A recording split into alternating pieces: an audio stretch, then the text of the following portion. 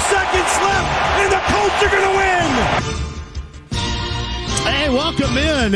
It was quite an afternoon at Lucas Oil Stadium yesterday. We are going to get to the bottom of absolutely everything on this Bud Light Blue Monday. This is a place where obviously I grew up around here, and I have not done a show here in a long time. We were thinking about the last time, and it had been a number of years. This Bud Light Blue Monday is taking place off of Bloomfield Road. We're in Bloomington, Indiana today at the Buffalo Wild Wings location, and I have stuff for you to give away, including Titans Colts tickets. And by the way, that is going to be a massive game coming up on Sunday. We'll dive into that a little bit later on, but huge coming up on Sunday. We have tickets to give away for that game. We have, I believe, over there with Sienna. I don't know if you guys can see me right now. I know Cam's working. We'll get on YouTube Live coming up in a minute inside the lounge, but we have a helmet, Colts helmet, I believe, that is autographed by the Colts defensive players, if not all of them, certainly more than a handful of them. We'll give that away coming up a little bit later on, and a lot more for what was yesterday. We can, and I will judge how they played yesterday, and I'm sure we'll do that all week long. But this team was in a situation where all that mattered was getting a win. After the first 2 weeks and a tie, and then the way that they played, losing 24-0 in Jacksonville last weekend, it didn't really matter how they got there. Now, we'll break that down because that's what we do, and we'll talk about both the positives and the negatives. But it is going to be overwhelming that the positive was the one thing that you had to do yesterday, and that was go into that stadium, and you had to win. And I'll give you this. Joe Wrights, the former Colts offensive lineman, is with me, Gorman, and Bill Brooks when we do the Colts pregame huddle from Touchdown Town with our friends from Bud Light, every single home date for the Colts, right? And the one thing that Joe Wright said yesterday that I thought was right on the mark, and I think it was more a finger point at the offensive line and the way that they had played, and we'll dive into that too coming up. But it was, I think, directed at the entirety of the team. And it was that team needed to compete. Made no mistake about it. They needed to compete. So the way that they played, there wasn't a great deal of beauty in it. It wasn't aesthetically pleasing to the eyeballs. Again, we can go back and we will talk about a lot that went wrong, a lot that if you lean on that moving forward is probably going to burn you. But all that really doesn't matter right now because this team needed to win. This team was playing one of the better teams in the NFL and the Kansas City Chiefs in their home opener yesterday, and they got it. Even throughout, you look at the offense and, Matt Ryan, and I'll get into what I saw in the press box from Ryan yesterday. The offensive line that up until that final drive struggled mightily again, as to why. But Joe Wright was right on this. He said this team has to compete. This team has to compete. It did it in Jacksonville all the way around. Listen, that's not suggesting they didn't play hard. There's a difference between competing and playing hard. These guys play hard. These guys are not going to go out there and dog it. They're playing hard. But competing is something we did not see in Jacksonville that we saw yesterday. And if you're looking for some transformational views of this team and playing off a win yesterday, some things happened, and I guess we can start with the quarterback because I sit in the press box, and you don't really notice this in those first two games if you're watching on TV. But Matt Ryan was under duress the entire time. I mean, he's running for his life, and I'm sure that factors greatly into inaccuracy. But he misses and doesn't throw and missed more than a couple of receivers. Now, that final drive is exactly why this staff believed in Matt Ryan at the age of 37. Now, we'll get into Chris Jones, and the only reason why we're really talking about this positively is because of the knuckleheadery of Chris Jones yesterday. We'll get into that in a second. But when you look at the reasons why, other than the fact that you needed a quarterback and he became available from the Atlanta Falcons, that's what they looked at. A guy that in the past has been able to close game situations. And yesterday he closed a game situation. There's no doubt he got help. You look on the other side of the football offensively, and you give full credit to the Colts defense. I thought the Colts defense, for most of the afternoon, they had some of that bend but don't break mentality. But some of the biggest reasons why the Colts were where they were is because the defense stood up and forced Kansas City into some bad decision situations and or attempting a field goal and or having to cash in on a field goal instead of a touchdown. And I will say this, I'll give credit to the Colts defense for Patrick Mahomes not looking great. What was he, 20 of 35, 262? One interception at the end of the game, as you heard from Matt Taylor, the voice of the Colts right there, to close it out by Rodney McLeod, and that was a tip from Stephon Gilmore. I don't care what anybody says, Gilmore, that was a huge play. But Gilmore, early in the game, Gilmore keeping on a tackle, a shoestring tackle, Travis Kelce from getting to the yard to gain, the line to gain, and snuffing out and forcing Kansas City into a punting situation. That was one of the bigger plays of the game, I think, right there. I look more at Stephon Gilmore regarding that than I did anything else. Big play at the end of the game. I thought the secondary, especially Gilmore, when Rodgers was in there, we have been crying out for Isaiah Rodgers to get more of a chance. He certainly did yesterday. Nick Cross, they kind of figured out that it wasn't working, so they brought Cross in. He went back out, and it defensively in the secondary it worked. Here was the biggest key yesterday. Biggest key yesterday defensively is what they did up front. When we talk about this defense, this team defense, and where it was going to be led, it was going to be led along the offense, or check that defensive line. And I had talked about 2 games regarding Yannick Ngakoue not showing up, not being there. When were we going to see him? When we were going to see his effect with his football team. And he would be non-existent basically through 2 games. Yesterday you saw what that edge rush could add, and I thought that they did a tremendous job as well keeping Patrick Mahomes hemmed in. Because when you look at Mahomes he doesn't mind escaping. I think actually he would rather escape and throw sidearm, throw across his body, because he feels that he can extend the play long enough with his legs and has the arm to get that wherever it needs to go, that to me, he would rather do that than stand strong in the pocket and then throw it down the field. To me, he feels better, more comfortable in doing that.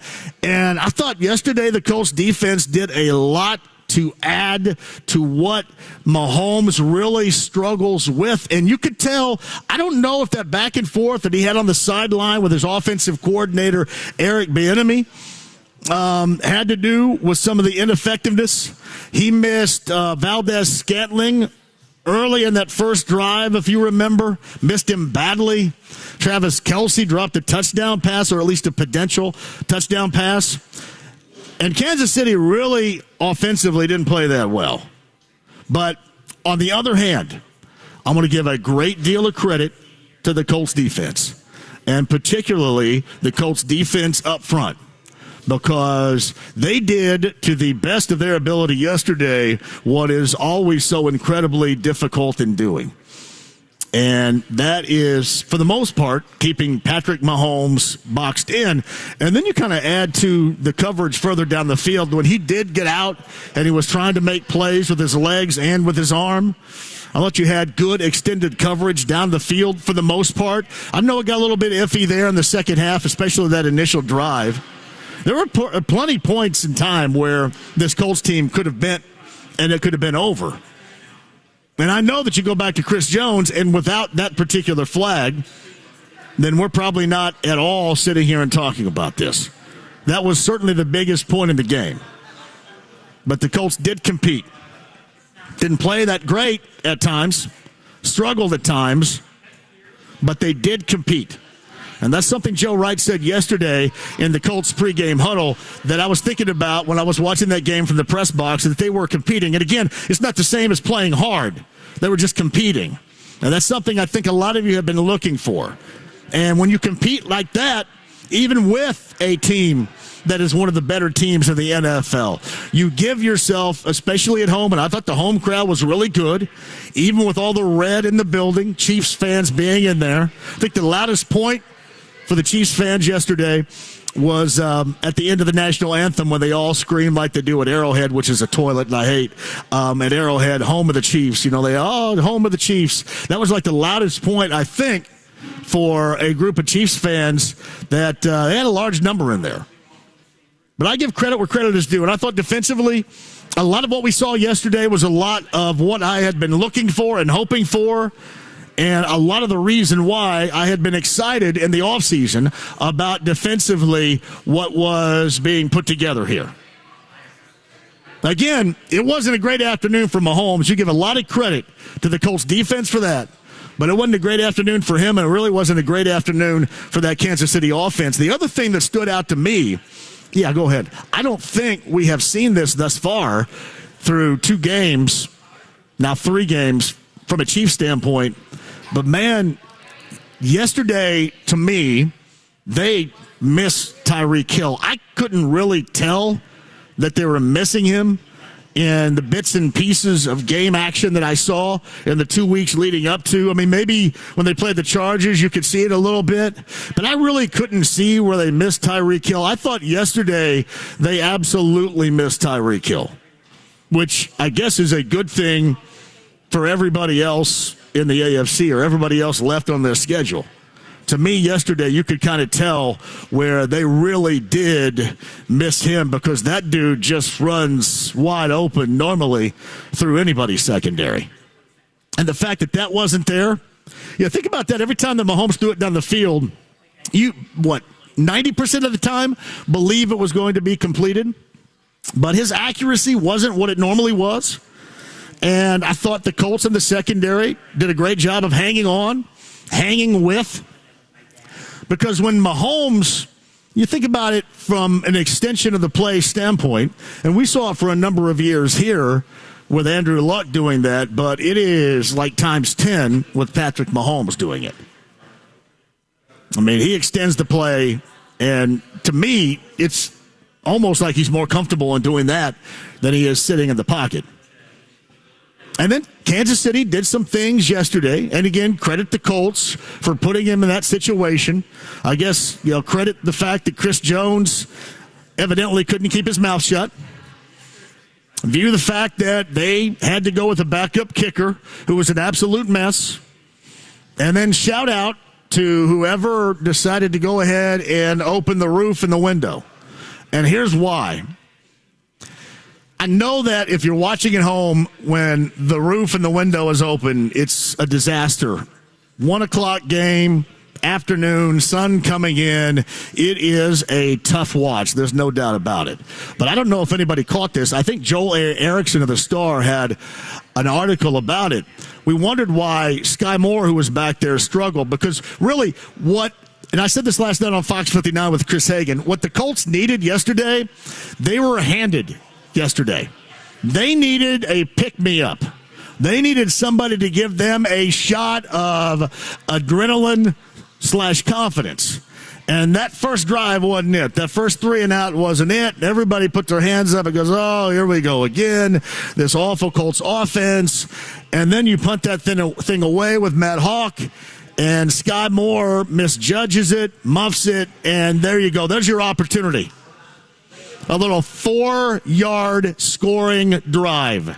There's your opportunity. That's exactly what this team needed. We talked about getting the ball and then scoring early, didn't we? With the moments leading up to this game, we talked about that on the Colts pregame huddle. I mentioned that to Kevin Bowen when we did the ride to kickoff. And then obviously leading up to the end of the week, we talked about getting going early. They got going early, and the Chiefs helped them out. Sky Moore helped them out a great deal. But no, I'm giving props to either Jim Irsay or whomever ultimately decides to open the roof. And I know it's a pain in the butt to watch at home when it's a 1 o'clock start and the sun's coming in and all that. But evidently, it is incredibly tough to judge punts. And I know that Sky Moore struggled with it. I was sitting in the press box yesterday, and you guys saw Nyheim Hines, right? Nyheim Hines just kind of bailed on one at the last minute. And then after the game, Nyheim Hines was asked about that, and he said, you know what? I lost it up there. I just lost it. I lost it, and I just got the hell away from it. That was it. I lost it, couldn't see it, so I just got out of the way. So, advantage Colts on that. Because the Colts did not have any mishaps. In fact, Sky Moore not only muffed that initial one and then almost screwed up the second one, if you remember. I mean, that guy was absolutely clueless in trying to judge a punt inside Lucas Oil Stadium.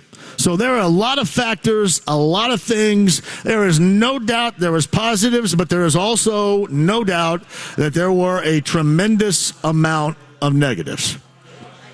Like, I don't know if other than a win, and that's okay because that's what they got.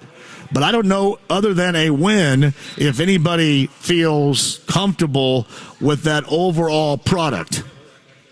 It's just much better talking about it in this fashion than it is the alternative as we did last week this time regarding being beaten 24-0 at the hands of the Jaguars. And I know what you're going to say. Hey, look what they did to the Chargers yesterday. I don't care.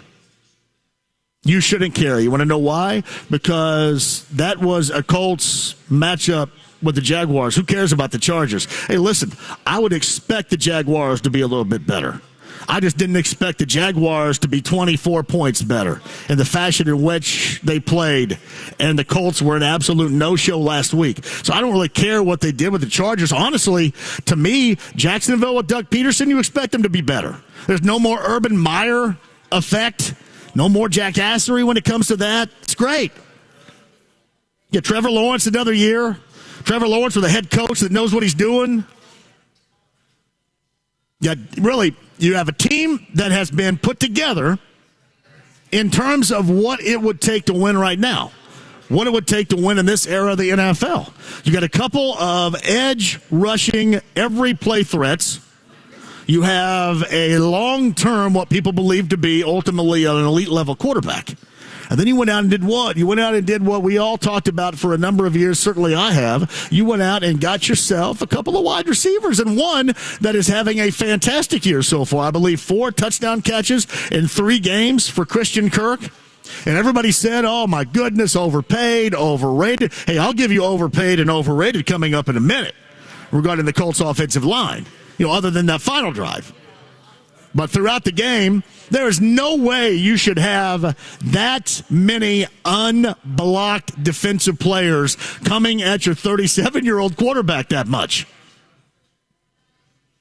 So where a lot of the Colts' money goes there along the offensive line. It makes them the highest-paid offensive line in the NFL. But if Christian Kirk is overpaid, I'd take it. 4 touchdown catches in 3 games for the Jaguars, being 2-1. Zay Jones being pretty good for them as well. So, no, they are built with the now in mind. The Colts are trying to make up some ground right here by not exactly being built for what is known as the modern-day NFL success, at least my opinion. But you know what? Doesn't matter. Yesterday worked. Yesterday worked. Yesterday got them up off the mat. And while you may not completely wipe the slate clean from that 0-1-1 start, you do a pretty good job of it. You effectively get started and put yourself in a situation where you get Tennessee coming in on Sunday. We're giving away Titans-Colts tickets while we're here at Buffalo Wild Wings in Bloomington, by the way, later on today. If there has been one team that the owner has talked about, one subject that Jim Irsay has talked about over the course of the offseason that was not relatable to Carson Wentz being traded, it was what? How they have to focus and beat the Titans. They have to out-tough the Titans. They have to get past the Titans. Those are the expectations. You get back at them next week in a win at home, and then you're allowed to completely wipe that slate clean. And then in a short week, go after Denver, who wins, but they don't look great whatsoever. So, listen, you put yourself now back in a good situation, back in a favorable situation. For that Jacksonville loss or for that Houston tie, we all had, at least I know I did, I had that earmarked as being Colts wins. So you effectively in the early season got one back because I had Kansas City being a loss. You got that back yesterday. And to me, you did it, if not, again, poetry in football, if not artistry to your eyeballs. You did it with what? You did it by going out there and, to me, effectively competing. You didn't see that for the better part of 7.5 quarters through 2 games. They competed. Played hard? Okay. But competed, didn't really feel like you did it. Felt more like that yesterday, didn't it? I mean, even through the ups and the downs, there's no doubt they had good fortune. There's no doubt that the Chiefs, their special teams, were an absolute mess. But you know what? You need some good fortune sometimes.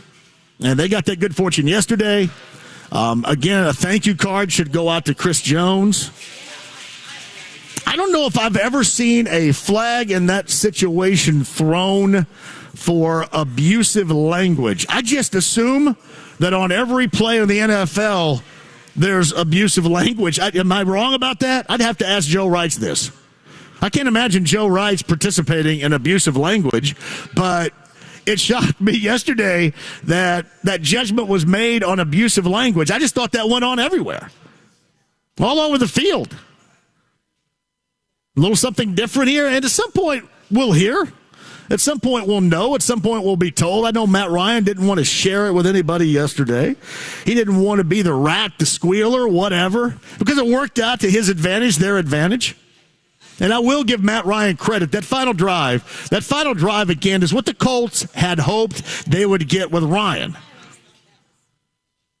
Sitting up in the press box, you can see a lot of the inaccuracy, a lot of the delayed throws.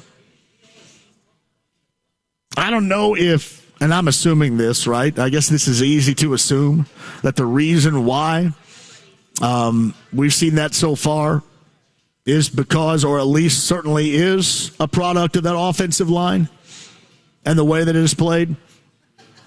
But he definitely, outside of that final drive, there's no doubt he and this offense, they have a great deal of work to do.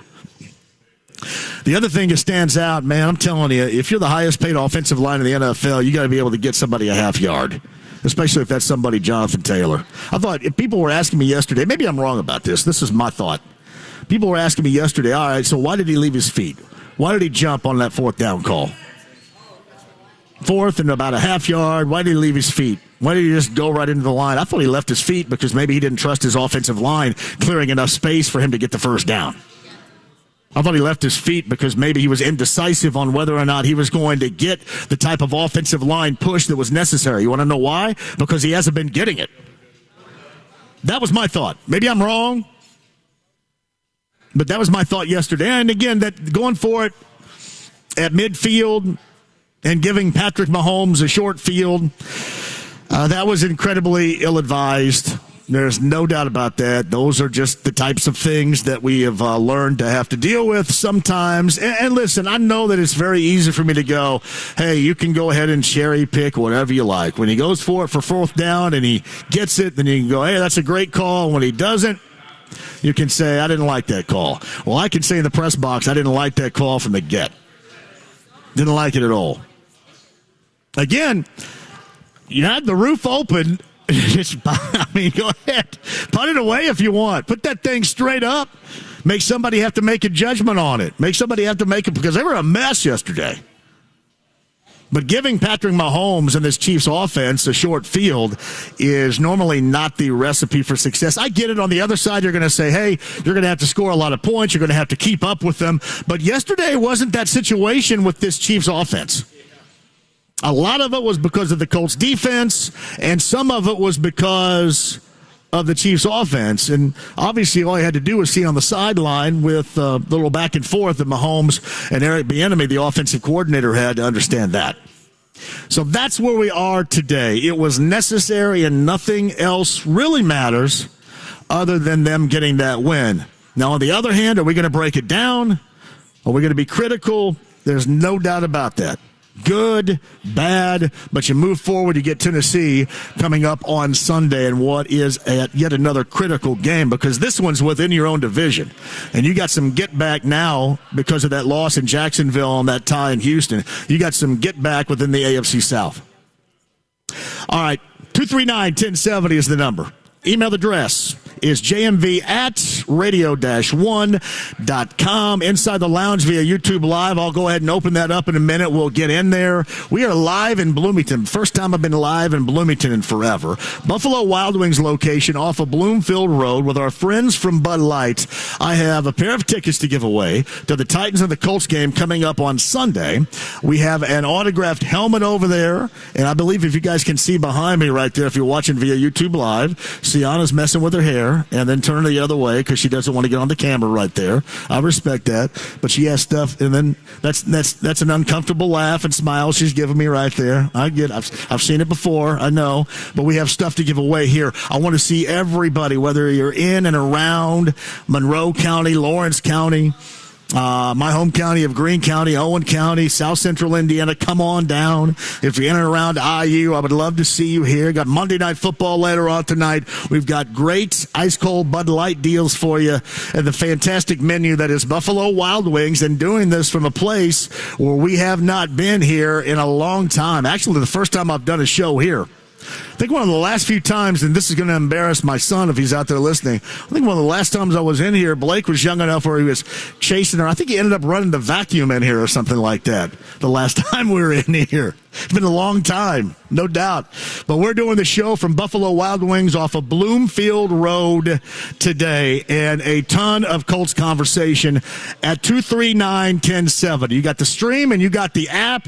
If the FM's not enough for you, you have those two options plus HD radio if your car, truck, or van has that in its electronic system. HD radio is a brilliant thing. You can check in regarding that. But I do want to get your calls and get your thoughts, look ahead. I know a lot of you took, and it's really nice of you, you took the time to tell me that all that screaming and yelling and complaining last week was all for naught. Look, all you have to do is remain calm.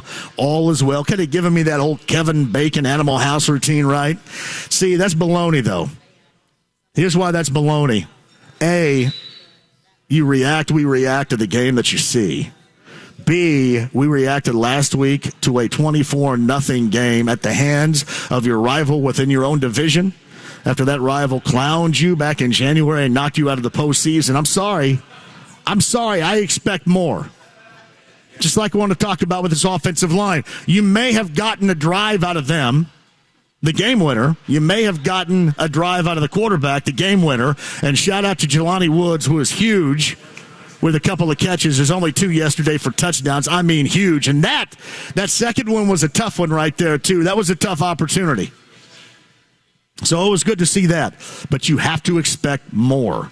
You have to expect this team at a higher level, and especially that consistently from the offensive line. All those things we shall discuss coming up on the other side. Jake Query of the morning show is going to join us coming up at the top of the hour. Stephen Holder of ESPN.com for his breakdown of the game from yesterday, too. We'll get your thoughts on the head coach, some of that decision-making, where the offense is, and finally a consistent show-up from the Colts defense, especially up front. Because I'm going to give credit where credit is due. Kansas City didn't look that great offensively, but I'll give a lot of credit to the Colts defense for being a huge reason behind that. I was waiting on that type of defense, and now we sit and wait on the return of Shaquille Leonard. Quick break, and we shall come back. Buffalo Wild Wings, we're in Bloomington today off of Bloomfield Road. Bud Light Bloom Monday. You've got the stream, the app, HD radio, inside the lounge via YouTube Live. I'm waving at you right now. And 93.5 and 107.5 The Fan. Back with you next. Into the end zone. It is caught. Touchdown. Suddenly, things are looking up. And the Colts are going to win. That was a good way of getting the bitter taste of defeat out of our mouths. Now things really start to matter as divisional rival Tennessee makes their way up 65 to Lucas Oil Stadium in a clash of two teams who picked up their first wins. Coverage starts Sunday morning at 9 a.m. with JMV. Kickoff at 1 with Matt Taylor. On your home for Colts football, 93.5 and 107.5. The Fan. It'll be first and goal. Exmark makes the mowers that care for the lawns, that set the stage for the backyard life. As the commercial mowers more landscape pros trust, Exmark mowers get you on and off the lawn without compromising cut quality, comfort, or reliability. Exmark, official mowers of the backyard life. Check out end-of-season pricing on Exmark mowers and stand-on aerator rentals right now at Mid-State Truck Equipment on Allisonville Road in Fishers. Mid-State Truck Equipment, 800-540-4479. Hey Indianapolis, I'm Scott McCauley, the voice of the Marian University Knights football program. The Knights are on a roll and undefeated at home, and tickets are on sale now for this weekend's homecoming game. Get your tickets now for this Saturday's in-state contest as Marian hosts Taylor at 1:05 p.m. at St. Vincent Field. We can't wait to see our alumni and Marian families this weekend. Buy your tickets now at muknights.com and click the tickets link. Pricing starts at $10. Yeah, that's right. I bet you didn't expect to see me here. Well, here I am. Let me tell you about a little something called respect. You ever heard of it? You know what? I think it's You're good at using your time in the shower to replay conversations and say what you should have said. We're good at your insurance. Find an Indiana Farm Bureau insurance agent online, over the phone, or in person, and stop knocking on wood. I think it's time for you to get out. You should just leave. It's the BullseyeEventGroup.com Colts VIP Tailgate presented by Hayes & Sons Restoration. All you can eat, all you can drink, 3 hours before kickoff inside the Bullseye Event Center right across the street from Lucas Oil Stadium. Get your passes today. BullseyeEventGroup.com for the Colts VIP Tailgate presented by Hayes & Sons Restoration. All you can eat and the food presented by Food Network Chef Aaron May. Bullseye Event Group offers indoor and outdoor climate control lounge seating for a VIP tailgate experience. All ages welcome. Go to BullseyeEventGroup.com and get your tickets now. Hey, sports fans, this is Ultimate Vegas Insider John Anthony, and I'm on fire. To prove it, I'm releasing my Monday Night Report exclusively on the recorded message line. Monday night's 25-9 last 2 years. That's 74% winners. I'm red hot. Call 1-800-808-3481. Dallas, New York is a lock. The total to parlay, Thursday and Saturday's early release. John Anthony has you covered. We go 5-0 the season free. 1-800-808-3481. Information wins. John Anthony Sports, #1 against the spread. I'll prove it. Dallas, New York is a lock. Win the side. Win the total. Parlays and teasers cash in. A $200 player wins $3,000 this week. Recorded message 1-800-808-3481. Dallas, New York, plus Thursday and Saturday early release. 1-800-808-3481. That's 1-800-808-3481. Or go to johnanthonysports.com. Into the end zone. It is caught.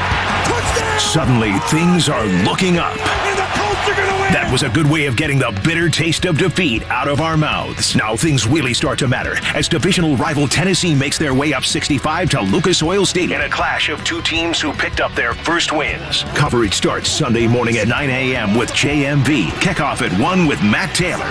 On your home for Colts football, 93.5 and 107.5. The Fan. It'll be first and goal.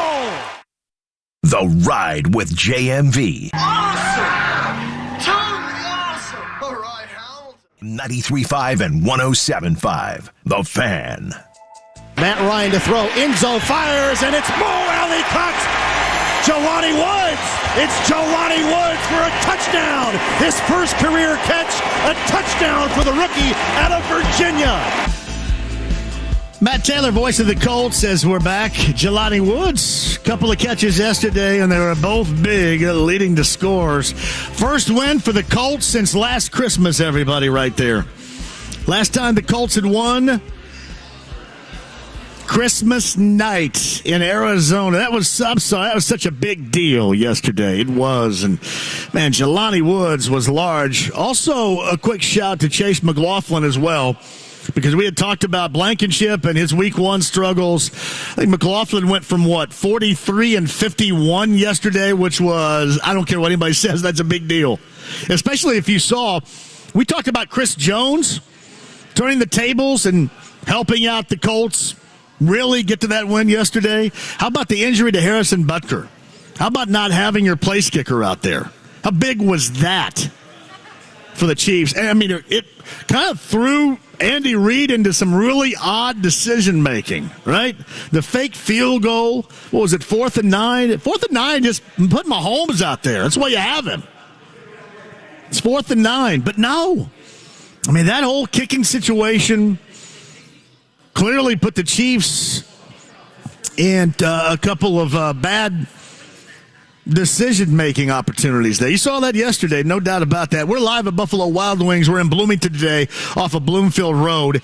You can catch us via YouTube Live. My man B. Spices and my mom is actually here today, so Cheryl is here. I can move around the camera and show it a little bit later on if you guys want to see it. Now the camera is on me with the folks inside the lounge via YouTube Live or watching and listening and participating right now. I'll get some of your thoughts inside the lounge coming up in a minute. Meantime, we got 239-1070 is that number. Now you guys want to get in and start talking about stuff. Dylan, go ahead and lead today. Dylan, how are you? Hey, John, how are you doing, buddy? Fantastic, man. What's up? Hey, I just got a quick question about the O-line. I'll let you talk after I ask. I've just noticed there's been a few mistakes when it comes in with the blitzing. They're not picking the guy up off the center. Is this just like a miscommunication from Matt Ryan pre-snap, or is this just the O-line kind of just not really communicating together? Well, I think, and you can hang here and see what you think about my answer. There's no doubt. I mean, Ryan is mixed in with this. I think Ryan Kelly making line calls mixed in with this, and then it's just the ineffectiveness in which this line has played. Right. For the most part so far. So, yeah, there's a lot of it. And if you want to hold out hope, right, because today is a hopeful Monday after that first win of the season, it looks like it's something that with communication and cohesion you can make up for. But I think the problem is you also at the same time see Braden Smith getting beaten down, Danny Pinter getting steamrolled, Ryan Kelly being as ineffective as we've ever seen him. Those look like longer-term issues. Those don't look procedural. You know what I mean? Those don't look like that's because of lack of communication. There are more times than not, these guys are just getting whipped. And that's more problematic than this communication. Well, I will say they need to figure it out so we can put up 100-plus on Tennessee this Sunday for JT. They need that. They need it. I mean, listen, this was a great win for them to get their first win of the season against a good team. But, man, within the division and trying to make up for those first 2 weeks of the season, incredibly important coming up on Sunday. Dylan, anything else? No, I'm good, man. Thank you, John. You got it. Bill is up next at 239-1070. Bill, join the show here. We're live in Bloomington. Hello. Hey, JMV, how are you doing today? It's great to be talking about a Colts win. Billy, you're not going to make it down here, are you? Not going to be able to today. You know what's funny about this? People had actually told me this, Bill, before I let you get into your comment. They said, hey, man, that's a long haul for you. But honestly, it is quicker for me to get here to Buffalo Wild Wings in Bloomington than it is for me to get to Fisher's. So it's not. It actually was quicker today. It may not be for Sienna. It may not be. See, she's shaking her head. It may not be for Cam, the engineer, but it was like quicker for me than, for example, if I'm going to Fisher's. What kind of shape was 37 in? Well, interesting you asked, because normally now it's 69, and where I get out and hang a left and go southbound, there is only a small stretch, as of right now, a little north of Martinsville, that's single lane. Everything's pretty wide open. Now, don't nobody speed in those construction zone situations. You'll get pinched and it'll cost you some cash, but no, it's pretty good, pretty smooth on the way down here. Nice. Very nice, very nice. Hey, I wanted to mention one thing, and I said this on the Kevin and Query show this morning as well. It is time to bring the fullback into the fold. So the most important player, in my opinion, that the Colts have on the roster is their last and only running back left, Deion Jackson.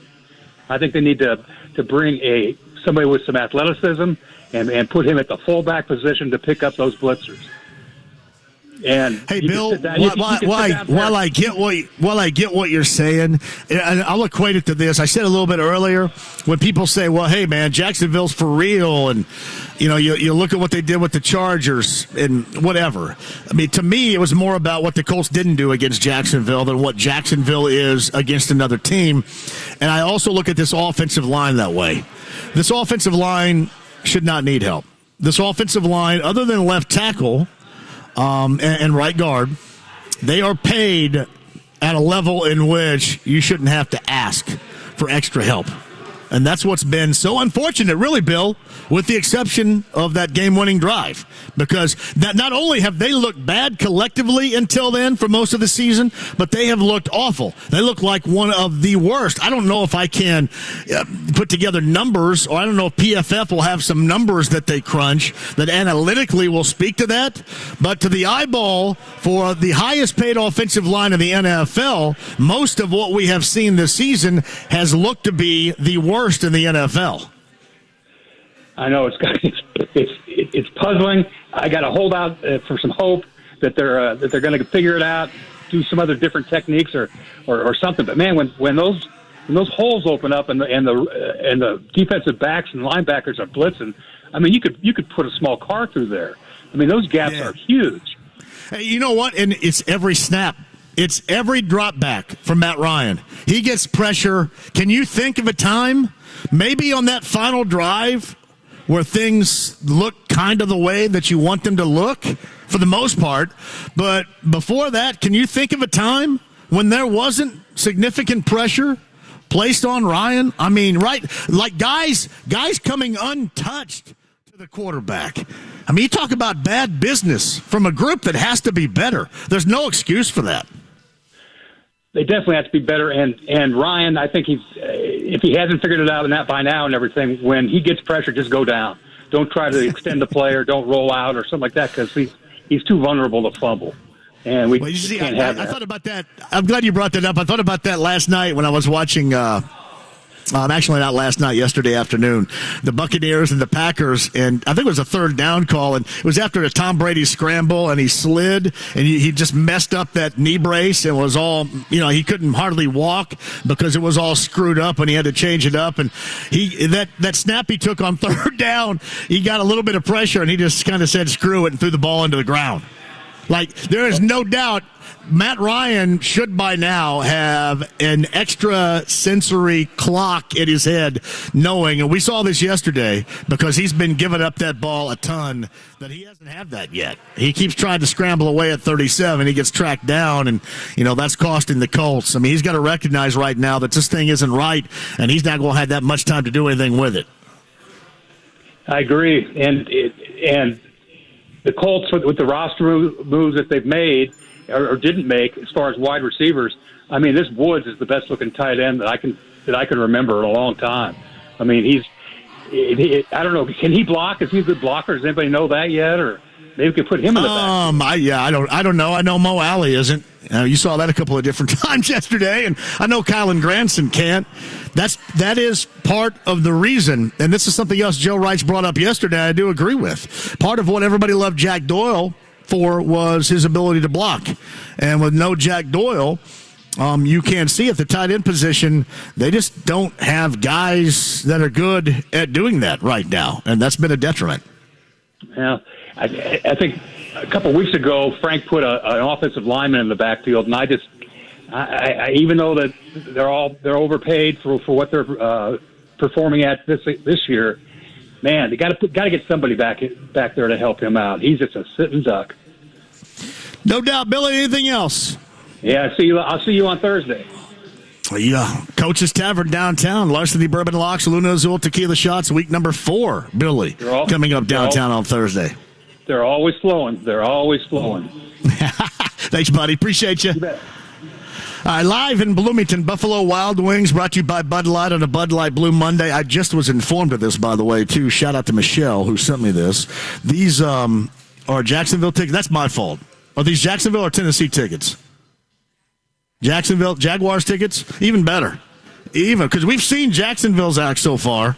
So even better. We're giving away tickets today to the Jaguars game, which is even better for you because we have seen what the Jaguars have done so far. My mom is up and moving around right here. What? Huh? Do I have Andy's phone number? I don't know. I could try to give it to you during the break. There's my mom right there, everybody. Cheryl Gleiva in the house today. Buffalo Wild Wings. We are in Bloomington. Jaguars, Colts tickets to give away coming up. Autographed helmet coming up to give away, and looking for you, South Central Indiana, on what is a fantastic Monday. More of a review on yesterday's first win of the season against the Chiefs for the Colts. Jake Query, top of the hour. Stephen Holder, 5 o'clock hour on 93.5 and 107.5 The Fan. Into the end zone. It is caught. Touchdown. Suddenly, things are looking up. And the Colts are going to win. That was a good way of getting the bitter taste of defeat out of our mouths. Now things really start to matter as divisional rival Tennessee makes their way up 65 to Lucas Oil Stadium in a clash of two teams who picked up their first wins. Coverage starts Sunday morning at 9 a.m. with JMV. Kickoff at 1 with Matt Taylor. On your home for Colts football, 93.5 and 107.5 The Fan. It'll be first and goal. College football coverage this Saturday on The Fan is brought to you by B&W Plumbing, Heating, Cooling, and Drains, your trusted independent American Standard heating and air conditioning dealer in Speedway. Dan Dockage here, and you know I love Moondrops Distillery, classic spirits from the heart of Fortville, Indiana. The apple pie moonshine hitting shelves just in time for tailgating and bonfires. It's the taste of an Indiana fall all grown up. The apple pie joins bonfire blends along with classic lemon shake-up and peppermint. Try a glass of 5-year-old bourbon, experience single barrel bourbon, or even pick up a bottle of gold medal winning vodka. Moondrops Distillery believes in the magic of shared experience over a smooth drink. Moondropsdistillery.com to find a retailer. Experience something special. Hellsberg Diamonds presents the guy who hit a home run with an engagement ring. Andy was on a mission to find the perfect engagement ring. But where to start? He did research, went online, asked his best friend for advice. Hey, for engagement rings, where should I... Hellsberg! Andy went to Hellsberg Diamonds. At Hellsberg, Andy found an incredible selection of lab-grown and natural diamonds, certified and guaranteed to be of the highest quality. He also found help choosing a custom setting from Julie, a Hellsberg Diamond expert. Don't worry, we got this. Plus, he learned about Hellsberg's special financing options, so Andy could get the perfect ring for her with a payment plan that was perfect for him. And when it was time to propose, he got the reaction he wanted. Wow, you really hit it out of the park, babe. Mission accomplished. Be like Andy. Find the ring of her dreams at a Hellsberg store near you or at hellsberg.com. And right now, take advantage of special financing offers. Hurry, offer ends soon. Hey, it's John here for CarX, your 14 Central Indiana CarX locations. There is one near you. You can find it with the Joe Childers run CarX locations, CarX.com today. And, of course, what we're also going to have for you is the game of the week, the high school football game of the week coming up on Friday. Bob Lovell and his appearance every Friday right here as well. It's sponsored by your 14 Central Indiana CarX locations. Anything for your car, truck, or van, whether we're talking about oil changes, tires, brakes, anything mechanically speaking, go ahead and check them out today. CarX.com. At Eskenazi Health, our patients are treated with compassion and skill. That's why Eskenazi Health is looking for professionals who share our mission and are dedicated to serving the community. As an employee of Indiana's top hospital for social responsibility and community health investment, you'll enjoy excellent benefits, competitive pay, and unwavering leadership support. Learn more about Eskenazi Health Careers online at eskenazihealth.edu/careers. Diamonds Direct's unbelievable zero-interest finance offer is coming to a close, but you have until this Sunday to take advantage of 5 years zero-interest financing on any purchase. Now more than ever, it's the smartest way to buy. You can get that engagement ring or fabulous piece of designer jewelry and spread your payments over 5 years without paying a dime in interest. This amazing offer is good through this weekend only. Diamonds Direct, your love, our passion. Get all the details, including special Sunday hours, at diamondsdirect.com on approved credit. Mets, Braves, Sunday Night Baseball. The action begins at 7 on 93.5 and 107.5 The Fan. The Ride with JMV. My vision is to take this team as the first franchise to the Saturn Football League and play against 8-foot gargoyles that run 3/8 speed. 93.5 and 107.5 The Fan. Gets this one off, and backing up is Sky Moore. He muffed the ball. It's picked up by the Colts inside the 5-yard line, and it's Kylan Granson. Sky Moore muffed the punt, and it rolled right to the Colts. Kylan Granson, it'll be first and goal. Matt Taylor, voice of the Colts, live in Bloomington, Bud Light Blue Monday. Jaguars, Colts tickets to give away, autographed Colts helmet to give away, and more. Bloomfield Row location, Buffalo Wild Wings. Bloomington, Indiana, everybody. Love to see you here. Brought to you by Bud Light. At JMV 1070 on Twitter, where Doug Thrasher writes, Jacksonville looks better than Tennessee. There's no doubt about that so far. The division is garbage. Jags, a legit chance. So far, there's no question about that. Big Sunday. Big Sunday. Another big game. Close to wiping the slate clean, but man, you need to get a division game back, and you got to hold serve without question at home against a Tennessee team that you should be able to beat. Now, granted, we shall see. I say should. I mean, really, you have to at this point. Inside the Lounge via YouTube Live. Thank you all for joining us and being a part of this Monday, this Bud Light Blue Monday at 239-1070. Chris is next. Hello, Chris. Hey, how y'all doing? Great, Chris. Go ahead. How y'all doing today? I am hanging in there, Chris. What you got? Can you hear me? I got you, buddy. Go ahead. I was just trying to say about our O-line. Yesterday, I seen Danny Pinner. Is that the left tackle? That's the right guard. Danny Pinter is the right guard that had a struggle yesterday. Yeah. Well, I seen him yesterday getting bull rushed maybe 2 or 3 times yesterday. I think he's a little bit too small. They need to be bigger for that.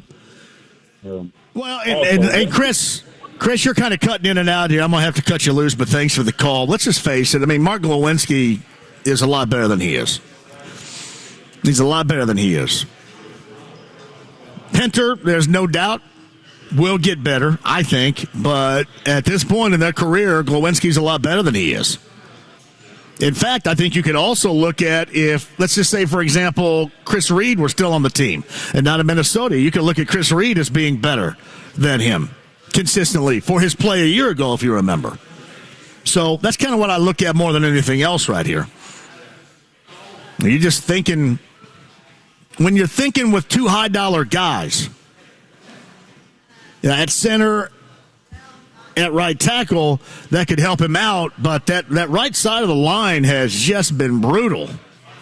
Absolutely brutal. I mean, really, the entirety of the line has. And let's face it, too, if they don't consistently get a hell of a lot better, this team has 0 chance. You can fall in love all over again with what took place yesterday. But unless they find consistently at a much, much higher level, this team really doesn't have a chance, because you're not going to have good fortune. You're not going to have a Chris Jones mistake like that. You're not going to have a struggle on special teams. I mean, you had good fortune yesterday. You took advantage of it. You certainly did compete. That's a good thing. But you can't count on that. And the one thing you were supposed to be able to count on at the beginning of the season was this offensive line, and it has been beyond your detriment, and it just can't happen that way. It can't happen that way this year or any year. This is how, fundamentally speaking, this team has been constructed. If that goes haywire, then, think about what we talk about in the pass catching situations, even though Alec Pierce had a big one yesterday. A couple of big ones yesterday, in fact. But at the same time, you're not going to get close. Not going to get close unless this offensive line starts doing its job.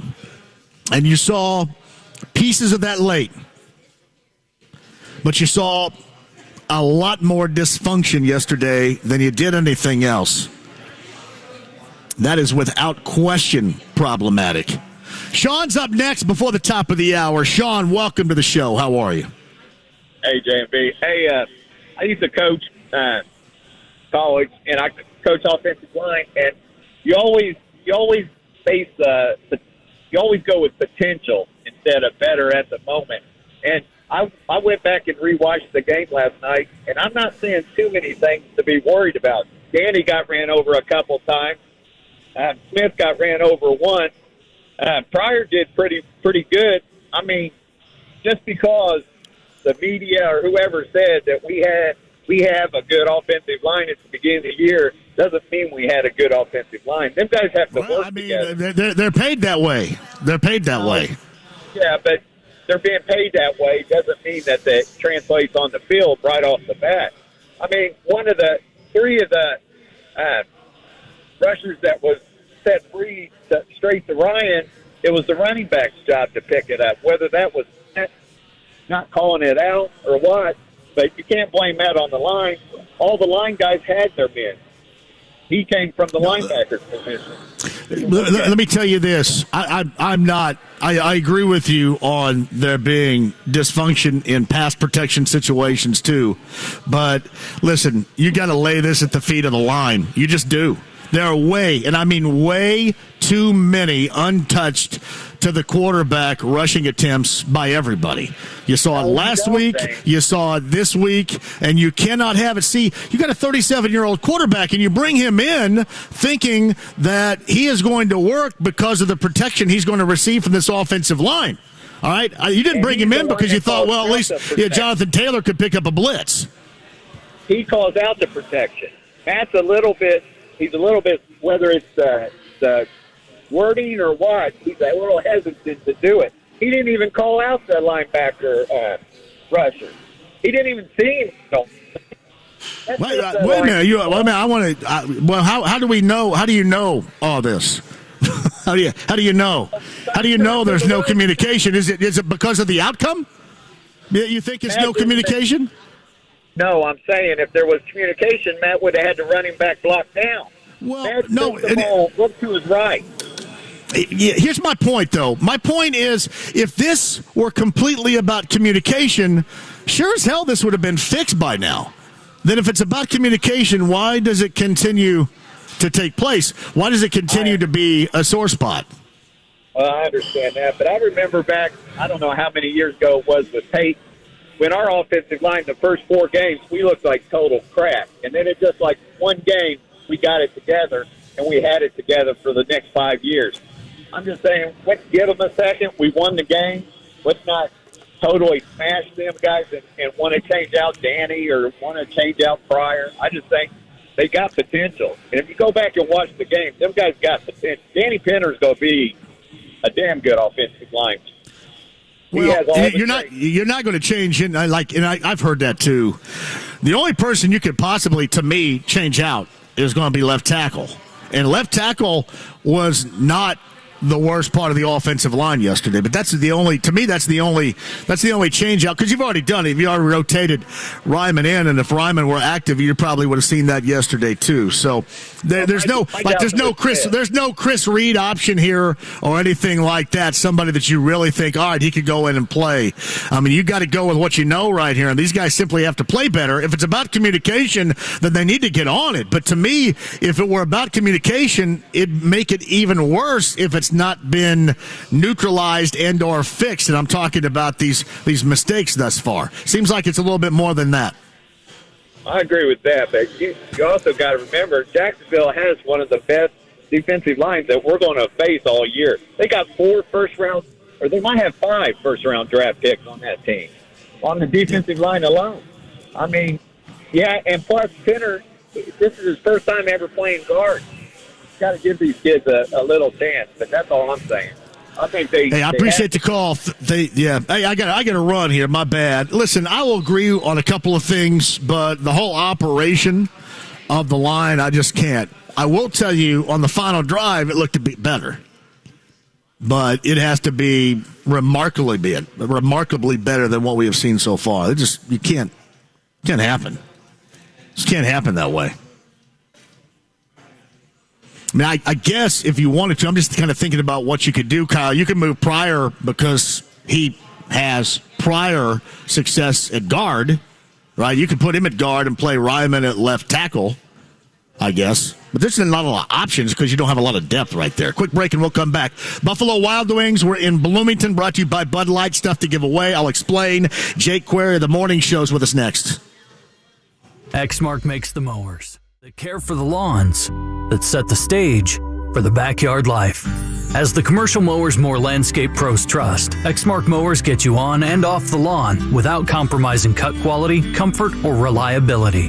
Exmark, official mowers of the backyard life. Check out end-of-season pricing on Exmark mowers and stand-on aerator rentals right now at Midstate Truck Equipment on Allisonville Road in Fishers. Midstate Truck Equipment, 800-540-4479. Football season is underway, so now's the perfect time to download FanDuel, America's #1 sportsbook. Hey, it's Mark from Kevin and Query. Right now, new customers get a no-sweat first bet up to $1,000. That's free bets back if your first bet doesn't win. All you have to do is download the FanDuel Sportsbook app and sign up with promo code MARK.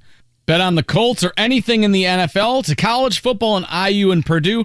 Whatever you want, it's right there at your fingertips, all on an app that's safe, secure, and easy to use. Plus, they have everyday odds, boosts, and specials, and when you win, you get paid quick. So again, sign up today with promo code MARK for your no-sweat first bet, good for up to $1,000. That's promo code MARK, M-A-R-C. Make every moment more this season with FanDuel, official sportsbook partner of the NFL.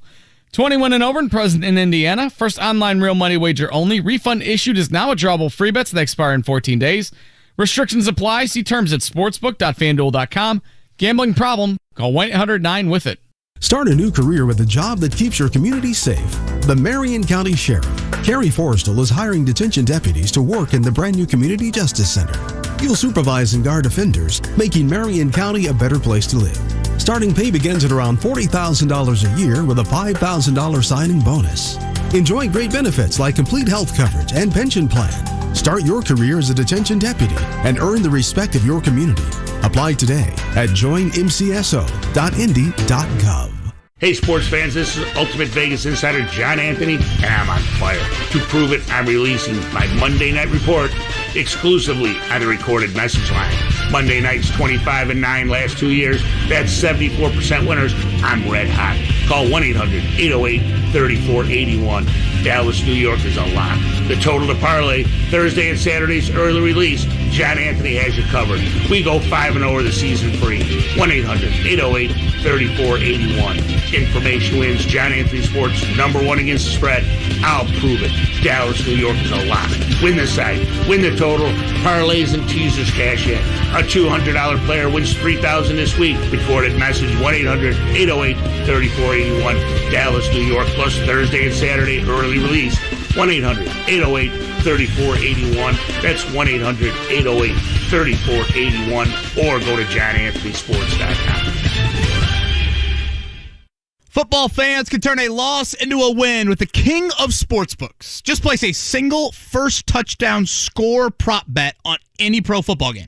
If your bet loses, you'll receive up to $25 back in free bets. This offer is available all season long. Wager confidently and take your game to the next level with BetMGM. Just log into your account or download the BetMGM app and sign up today. Then, wager on any player to score the first touchdown in any pro football game, and if your bet misses, you'll get up to $25 back in free bets. Turn game time into showtime with the king of sportsbooks. Visit BetMGM.com for terms and conditions. 21 years of age or older to wager. Indiana only. New and existing customer offer.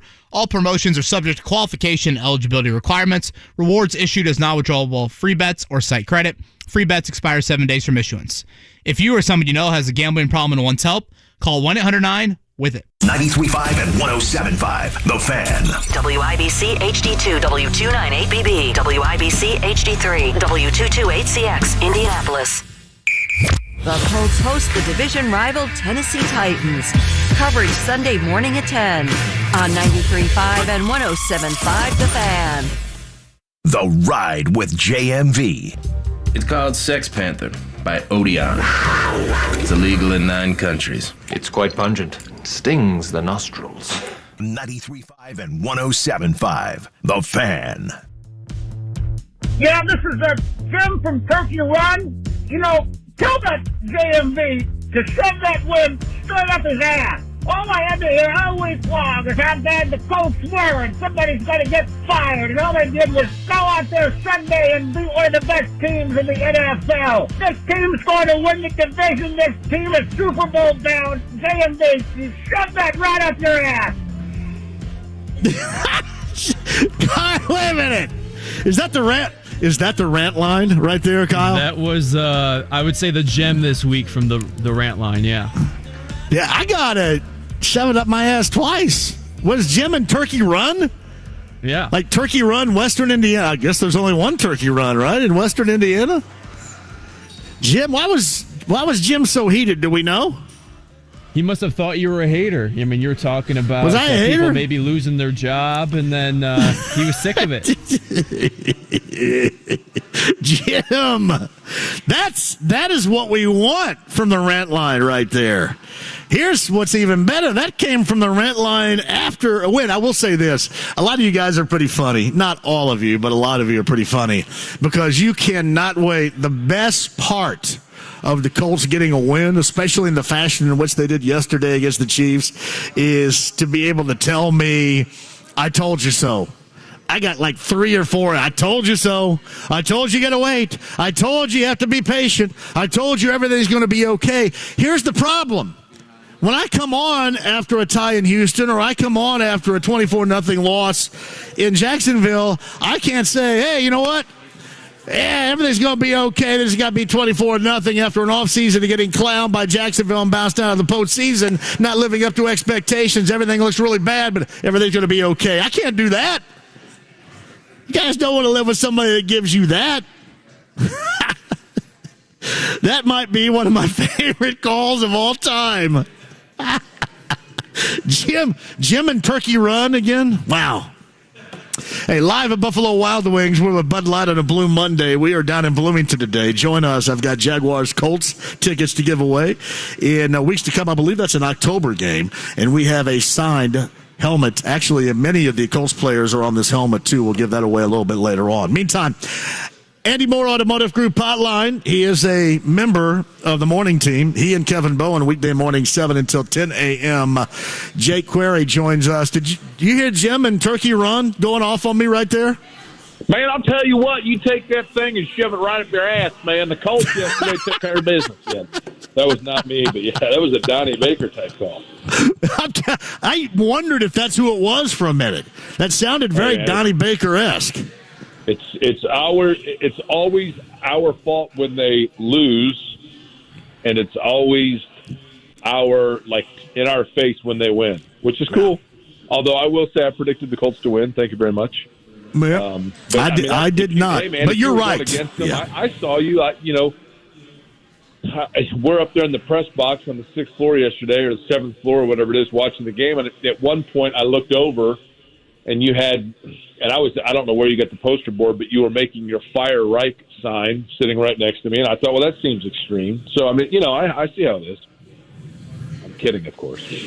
Yeah, and that's part of this gig. Part of this gig is, when they lose, you haven't been hard enough, or like somebody says, I use the name fanboy all the time. I've never said that until just now.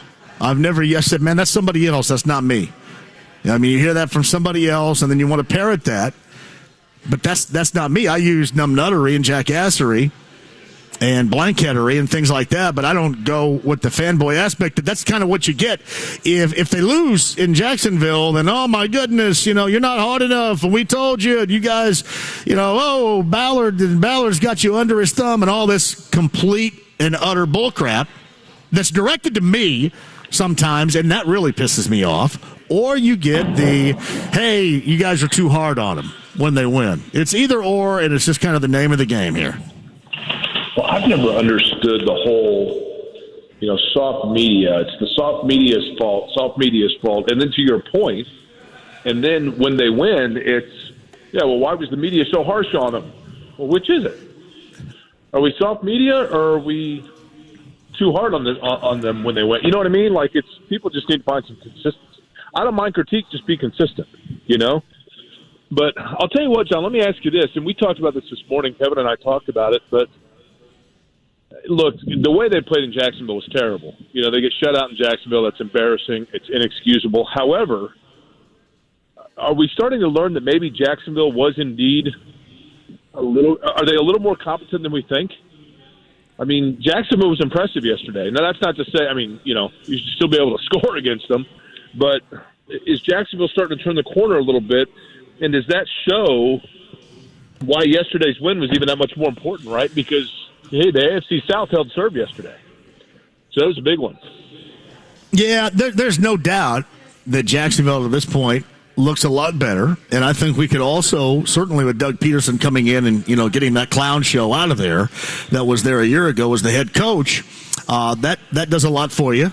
They also have a lot of those pieces that you need in this era of the NFL to be good, to be better in this case, to build on that.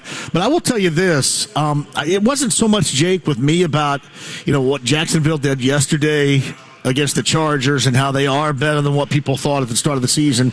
To me, it was the way the Colts played in Jacksonville. It wasn't really anything to do with what Jacksonville did that was so great. It was how, and I thought Joe Wrights hit this on the Colts pregame huddle yesterday. He was looking for the Colts to compete, and there's a difference between playing hard and competing. I'm not suggesting they don't play hard all the time, but competing is something they didn't do in Jacksonville, and competing, I felt, was something that they did, and that would have been win or lose. Had they lost that game, had Chris Jones not gotten flagged and they lose that game, I would still tell you sitting right here that they competed yesterday, which they did not do in Jacksonville. That, to me, is the major difference. Yeah, I'd agree with that. And here's the thing. Listen, and this is the thing typically with the NFL. You go 1 week to the next, right? And I know that's a cliche, but my point being, the Colts were probably not as bad as we were as we became fearful of after 2 weeks. And they're probably not as great as, beating Kansas City on the regular. But they certainly have the potential to be a very good team. And they have the talent. I mean, no doubt they have talent on that roster. Now, they did win yesterday, but it wasn't necessarily a pretty win, but it was a win. But it was not a win that completely was void of areas still of concern. I have some concern at times over Matt Ryan. And I know that when it came down to it, he made the plays they needed, and kudos to him for that. But there were still a lot of plays where I just thought he missed throws or he underthrew. I think when he's under pressure, his inability to protect the football, could become problematic at some point for them. And they've got to protect him, to be fair. But then again, there are other areas that we've harped on where they were improved. Clearly, their defensive line played well yesterday. Their defense in general played really well yesterday, won the game really. And then, they finally found receivers aside from Michael Pittman. Maybe is Jelani Woods going to do that week in and week out? I don't know. But the good news is they found another target for Matt Ryan in the red zone when they needed to do so. So Jay Query, morning show co-host, he and Kevin and Query fire up weekday mornings at 7 a.m. He's with us via the Andy Moore Automotive Group hotline. Buffalo Wild Wings in Bloomington with Bud Light on a Blue Monday. We've got Jacksonville Jaguars, Colts tickets to give away, autograph stuff, and more for you right here. Bloomfield Road in Bloomington is our location today. We were sitting up there, and the one thing that you do notice, right, and we both agreed upon this, and whether or not it has to do completely with the offensive line or whatever, Matt Ryan, for as good as he did get, and got them to that win with that final drive, he's missing a lot out there, isn't he? I would totally agree. There was one play, I want to say it was late second or early third quarter, where he rolled out and he threw a pass that looked like one when somebody's just throwing the ball away and trying to avoid a sack coming from behind him. But that wasn't it. I was like, what did he do? He just threw it in the ground, basically. And you and I kind of looked at each other like, what just happened? And, those plays, there were still some concerns for me with Ryan as to whether or not, I guess I still have kind of a Kerry Collins PTSD of when the Colts got him that year. And you thought, okay, maybe there was something here. And Kerry Collins went out, and it was very obvious right away he was done. Now, Matt Ryan's obviously not at that case, or at that point. But there have been times where I've wondered if Father Time doesn't occasionally rear his head and Ryan just has, loses the arm strength periodically. Or, the big thing, and Kevin's talked about this a lot in the morning show, is, Ryan's almost accelerated anticipation of the traffic coming when the pocket's about to collapse. And I think part of that probably is just because right now They're not protecting him, John. I mean, I don't know that we can accurately or fairly assess where Matt Ryan is at his age because of the fact that he's playing behind the highest paid but worst performing offensive line in the NFL right now. And they've got to get that taken care of, or else before long, Matt Ryan ain't going to be out there much longer. Well, and again, Jake, this is not the combination that Matt Ryan nor the Colts in bringing him in expected. I mean, he expected to get a better offensive line, certainly the highest paid, one of the best in the NFL. You add that running game. That was all the expectation. And not at all did he think he was going to be running for his life, I don't think, the entirety of at least 2.5, if not close to 3 games so far. And all that does, it's one thing to be feeling good about a win, which I think everybody should, and certainly the Colts should, but the underlying issues that will bring down this team where they don't live up to expectations are still firmly there as far as this offensive line, because without this offensive line, if they don't improve on this game, this team has no chance. Totally agree. I totally agree with that. Now, one thing that we did see yesterday and is that the Colts can win games over big opponents without Jonathan Taylor going for 180 yards. You know, I think there are a lot of people that think that, and Jonathan Taylor is a wonderful player, and he is a huge luxury, don't get me wrong. But I think that teams that would see the run as a necessity as opposed to a luxury are the teams that are not getting deep into the playoffs, quite frankly.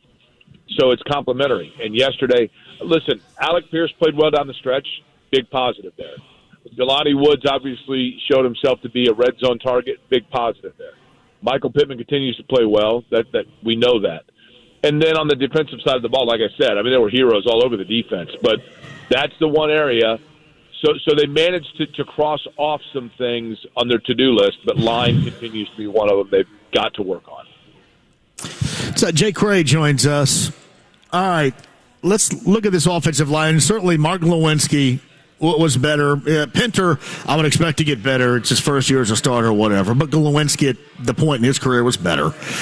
Pinter's the right guard starter. They had a nice stopgap fill-in in Chris Reed that got a gig in Minnesota, certainly, so that depth is no longer there. When you look back at some of these offensive lines, have we and they completely overrated them even in the past? And I mean, going all the way back to Phillip Rivers. Because Phillip Rivers, got the ball out so quickly. Most of the time that season, you didn't really get just how good the offensive line and protection might be, because the ball always came out so quick from Rivers, and then obviously it was a struggle that was mostly blamed on Wentz and his quote unquote extending the play of a year ago. But do you think this whole thing has just been in large part overrated? Is that maybe some of the byproduct we're dealing with right now as to why they're not living up to these expectations? Yeah, I think that's a big part of it. I think also, excuse me, I think that I've always felt this way. Offensive lines are literally, a great offensive line typically is one where the sum is more important than the parts. And the parts have to be working collectively. And, listen, you could have 3 guys that have played together 1,000,000 times, but you try to insert one new face, and it's just that understanding and that camaraderie of knowing where everybody else on the line is at all times and working with the person alongside you. I do think that almost more than any other position in an area of sports, cohesiveness among a line is important. I've always said, and I've asked 1,000,000 guys this, John, that have played offensive line in the NFL, would you rather have a line of, like, say, a couple of 10s and then some 5s in there that are used to playing with one another, or a line of all 8s that are not used to playing with each other? And they're like, give me the first one. Give me the mediocre guys that have camaraderie and understanding of each other all the time, cohesiveness. I think it's really important. And the Colts that's the problem with a left tackle, for example, when you're shuffling guys in and out, or when you have a new guy this year from last year. I just think you take a step back with it, and it takes a while. They may still be a very good line by the end of the year, but the other aspect that comes into that is, in fact, when we've seen great line play here in Indianapolis, it has been with a quarterback, a couple of different variations that gets rid of the ball quickly. That's a huge, huge, huge part of it. And that's still – I thought it was interesting when I heard somebody saying that Matt Ryan is still learning Ryan Kelly in his offensive line, and I thought, well, to be fair – Carson Wentz went through the same thing last year and didn't even go through camp. And yet I don't know that we had this number of problems early last year. But look, work in progress in that regard. But they've got a couple of games to get it figured out before we can say it is, an epidemic over the course of the year as opposed to still learning on the fly. It's a Jay Query Morning Show. Kevin and Query, 7 until 10 a.m. weekday mornings here on The Fan. He's with us via the Andy Moore Automotive Group hotline. Buffalo Wild Wings in Bloomington on a Bud Light Blue Monday. We'd love to see you out here on the west side off of Bloomfield Road in Bloomington at Buffalo Wild Wings. So when you look at this team right now defensively, that was more like yesterday what I expected. And I thought there was a combination, and I'm going to give credit where credit is due. I thought the defense also threw a wrench into a lot of the normal production that you see from Patrick Mahomes because he wasn't that great yesterday. Travis Kelce had a drop in the end zone. And Mahomes missed some guys. But I'm going to give credit here. I thought the Colts defense, as well as you could, kept him hemmed in. And then I think in the secondary, stayed on their guy. You know what I mean? Didn't give up. Stayed on their guy. There was some bend but don't break in the second half, but I thought that was as really as good as you could ask for against Patrick Mahomes with that defense yesterday. It was interesting to me this morning, John, when we had our conversation with Jeff Saturday. And I asked Jeff Saturday, I said, okay, give me the guy on this roster that you as a former player or somebody who has been around the game or played the game would see as playing really well right now that Johnny fan with up in the stands wouldn't necessarily recognize how well they're playing. And he said Stephon Gilmore. He's like, what he does in terms of shoring things up that just kind of set the tone from the second for them to get some pass rush, really sets a tone for them and is kind of the benchmark guy for them that so far has been worth what it costs to get him here. Now, the one thing I was curious about, and we talked about this as well, Nick Cross not playing was a little curious to me because, seemingly, and I think what it comes down to is they wanted somebody at the back there defensively that isn't going to bite on Mahomes because Mahomes can juke you a lot of different ways, right, John? Let's face it. He can, you think he's going to tuck and run, and then he stops and he throws across his body. You've got to be aware of the possibility of pass at all times when you're playing Mahomes. And I think maybe they thought a younger player would bite more on that, and that's why he didn't get out there and get as many reps.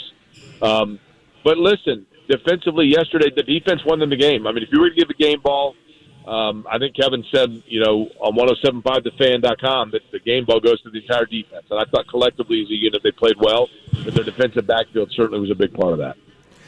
Hey, Jake, have you ever witnessed, and maybe we have because it just certainly was not a defining moment as when it came yesterday, you ever witness in that type of moment a flag being thrown on a player for abusive language? Because I just thought that like on every play in the NFL you had abusive language going on. Am I wrong?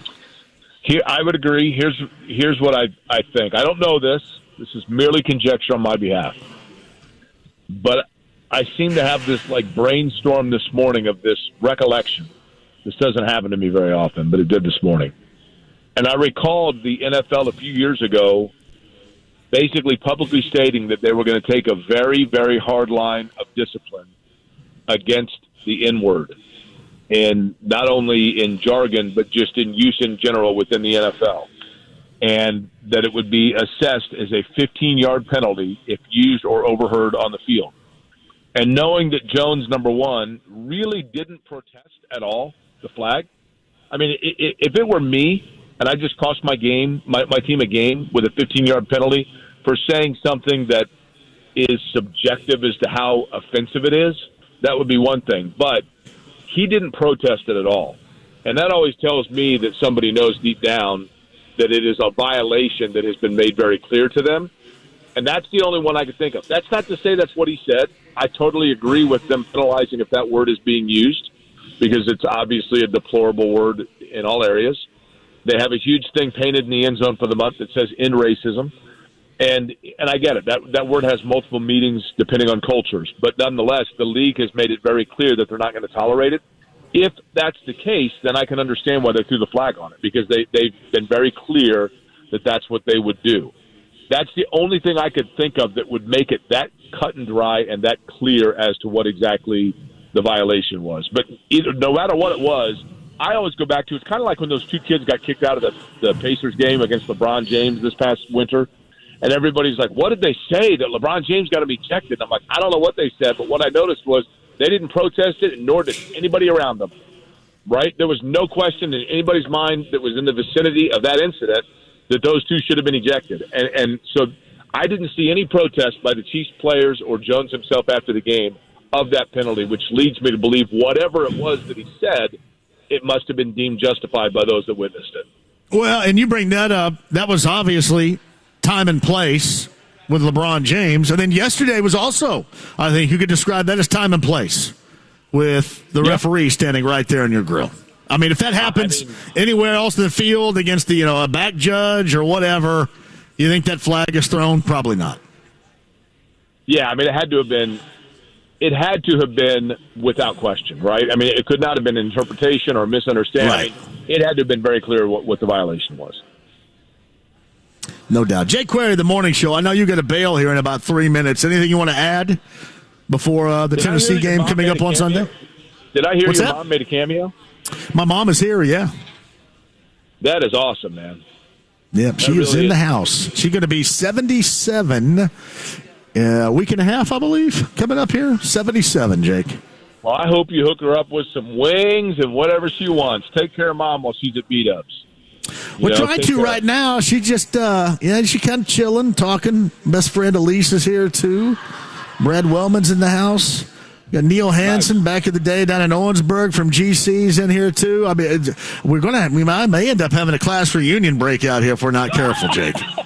That's right. Well, by the way, tomorrow we're going to get into on the morning show. Kevin had talked about this briefly this morning, but we want to get a little further into Shaquille Leonard and his possible timeline and some interesting comments he had going into the game weekend and what it might mean for him in terms of his return to the Colts, or if there might be some tea leaves that need to be read. I think we're probably going to get into that a lot tomorrow with Kevin. Hey, man, here's somebody else you probably know. You remember the name, obviously you remember the name Archie Dees, right? Of course. Yeah, his son Eric's in the house right here. Yeah, Eric Dees. When I was there. Yeah. I can't remember. I think I met Eric, but Eric was definitely – he was boys with a lot of guys. His sister was a crap ton better at basketball than he was. At Bloomington South, if you remember. Hey, so, yeah. Let me tell you something, John. I went today. My friends from Australia that I met at a Pacer game a couple years ago are in town. And Marcus, who is the son, he's a diehard Pacer fan. He and his dad are in town. And I took them over today to Knightstown. Marcus only knows of Indiana because he became a Pacer fan watching them on the internet. And so he and his dad have come to Indiana a couple times for Pacer games. But I took him to Knightstown and Newcastle today, and he was able to put up about 100 threes from both gyms today, both the Knightstown gym and the Newcastle gym. Oh, man. That grew up in Australia. How cool is that?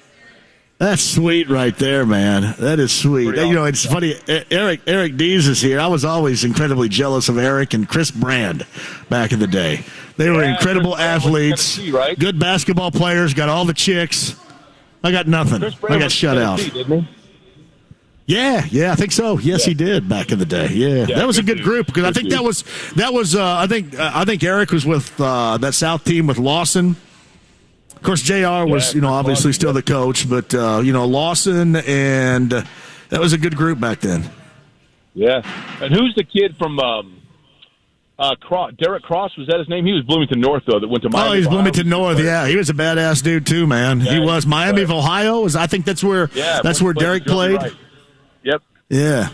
He was a badass, no doubt about that. So, hey, all right, hey, tell your friends from Australia, Melbourne, Australia. I always thought it'd be great if you could spend the summer here and then the winter in Melbourne, Australia. And then you get nothing but red-hot summers year-round. That'd be awesome. This is part of my game plan, trust me. Why do you think I'm showing these people around, John? Hey, man, sell that. Seinfeld with these people. Let me tell you, here's a nugget of information that only you and I could understand, and you can pass it along to your Aussie friends. Today is the anniversary, on this date back in 1986. Crocodile Dundee was released nationwide. Really? You remember how big of an Australian thing happened. I mean, everybody loved everything from Australia back in the mid and late 80s. Yeah, that's not a knife. This is a knife. Yeah, oh yeah. Well, tonight when I take my Australian friends out for dinner at Outback Steakhouse, we'll discuss it. Hey, by the way, one of the an actress who I think went on and was the wife of Paul Hogan, Crocodile Dundee, for a number of years, not any longer. Linda Kozlowski always was a crank turner for me, brother. I don't know about you. Like she was like vintage 80s right there. Linda Kozlowski, Jake. Crank turner back in the day. A crank turner. And my right here in front of my mom. In the 80s, in my hierarchy of Linda crank turners, she probably was not my top two, but that's cool. To each their own. Linda Carter probably, higher up on the list. That's all right. I thought you were going to go with Linda Gray or Linda Lovelace. I'm glad you went Linda Carter. Well done. That's right. Family program, John. Mom's not far away. No, brother. All right, have fun with your Australian friends, man. We'll talk to you later on this week. All right, good day, mate. It's Jake Query, the morning show. Kevin Query, weekday mornings right here on the Fan, 7 until 10 a.m. He and Kevin Bowen. Jake with us via the Andy Moore Automotive Group hotline. Later on this week, Coach's Tavern, we're downtown. That's going to be a blast, too. Our Larceny Bourbon Locks and Luna Azul Tequila Shots. It's week number 4 of the NFL. Me, Brent Halverson. I had a ho-hum. I'm better than recent weeks, but a ho-hum. Week number 3. But Kyle can attest to this. I did some ass whipping, Kyle. Did you happen to see this fantasy football? Did you see me put up 157? Not even a Monday nighter. I was more upset that I ended up losing by 0.2 points. Yeah, hey, I don't want to hear anybody whining. I lost last week. I'm no longer unbeaten because of Matt Milano's pick 6. That's the only reason why I lost. Matt stinking Milano's pick 6 last week. So that's it. You like my team, though, don't you? I think my bench scored more points than all you guys in our league. Did you notice that? My bench, and if Tua hadn't been concussed and allowed to play still, then I probably would have been even better. But seriously, my bench, I think, was better than all you guys. I can't wait for next week when your team has 70 points and you're complaining about how much your team sucks. Yeah, there's one thing that you know that I can do. I can put together a team that can score. Now, my problem is trying to survive in the bye weeks because I go for the moment. I live for the moment. I want that instant gratification. I live for that moment, and it's the times when, I need a back. I'm like the Colts offensive line. Well, no, not even like that. The lack of depth would be it because the moment I have to go to the backup, in a bye week, normally I'm going to be host because I put everything wide receiver-wise. Think about this. I didn't even have Mike Evans this week. I'd probably put 200 up with Mike Evans. Actually, I probably wouldn't have because their offense looks terrible. But I didn't have Mike Evans this week. 157, everybody. If you want me to construct for you a great draft of offensive-minded players, let me know next year. I'm here for you. Buffalo Wild Wings. We're in Bloomington off of Bloomfield Road. Bud Light Blue Monday. I've got Jaguars Colts tickets to give away. I've got an autographed helmet. Sienna's way down there if you're watching on YouTube Live. Hey, Sienna. Everybody on YouTube Live likes you. Seriously. You want to log on and start talking with them? Sienna's right down there. Do you see her? There she is. YouTube Live. Inside the lounge. Got the app. You got the stream. You got HD radio as well. Stephen Holder of ESPN.com. Top of the hour. Talking about the Colts win over the Kansas City Chiefs yesterday. A little bit of a preview of the Titans coming up on Sunday on 93.5 and 107.5 The Fan. This is the Colts Review on 93.5 and 107.5 The Fan. Here's the voice of the Colts, Matt Taylor. Hey, good afternoon. Welcome into the Colts Review today, brought to you by Arby's. On game days, Colts fans can get 4 classic roast beefs for just $10 at participating Indianapolis Arby's locations. That's 4 famously tender Arby's roast beef sandwiches for only $10, valid on classic size only. It wasn't pretty, but the Colts are 1-1-1 after 3 weeks thanks to a 20-17 win over the Chiefs on Sunday. The Colts pulled ahead late after they capped off a 16-play, 76-yard fourth-quarter drive that consumed 8 minutes and 14 seconds. Matt Ryan hit rookie tight end Jelani Woods with a 12-yard touchdown pass with 24 seconds to go. And for Ryan, it was his 43rd game-winning drive, which is now tied for sixth most in NFL history with Brett Favre. The Colts didn't play their best football, but neither did the Chiefs. They had a ton of mistakes, especially on special teams. A muff punt that led to a Colts touchdown, a missed extra point, a missed 34-yard field goal, and a failed fake field goal attempt on 4th and 11. The Colts defense was fantastic. They only gave up 17 points, which is the third lowest output for the Chiefs since 2018 when Patrick Mahomes took over as quarterback. The Colts held the Chiefs to just 3 for 10 on third down and gave up just 2 touchdowns on 4 trips inside the red zone, and the defensive line was in the face of Mahomes all game long. But going back to the game-winning scoring drive, 8 different pass catchers were involved on that drive, and Ryan completed 8 of 10 passes for 55 yards.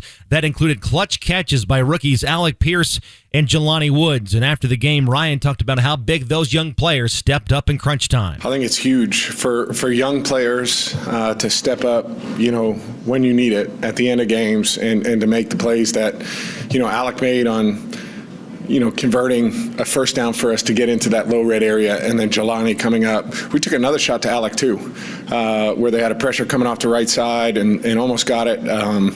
But then to go back and Jelani, come up with the game-winning touchdown, that's huge. I have a lot of belief in those guys. I really think they're going to be good players in this league.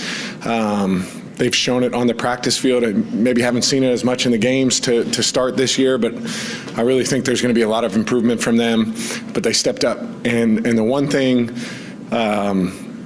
you just don't know until you're in those situations if guys have no flinch, and they just keep battling. And both those guys showed that today. That's Matt Ryan on Alec Pierce and Jelani Woods. And for Woods, he had 2 catches, 2 touchdowns, and became the first Colts rookie tight end to have 2 receiving touchdowns in a single game since John Mackey back in 1963. And that's it for the Colts Review today, brought to you by Arby's on 93.5 and 107.5 The Fan.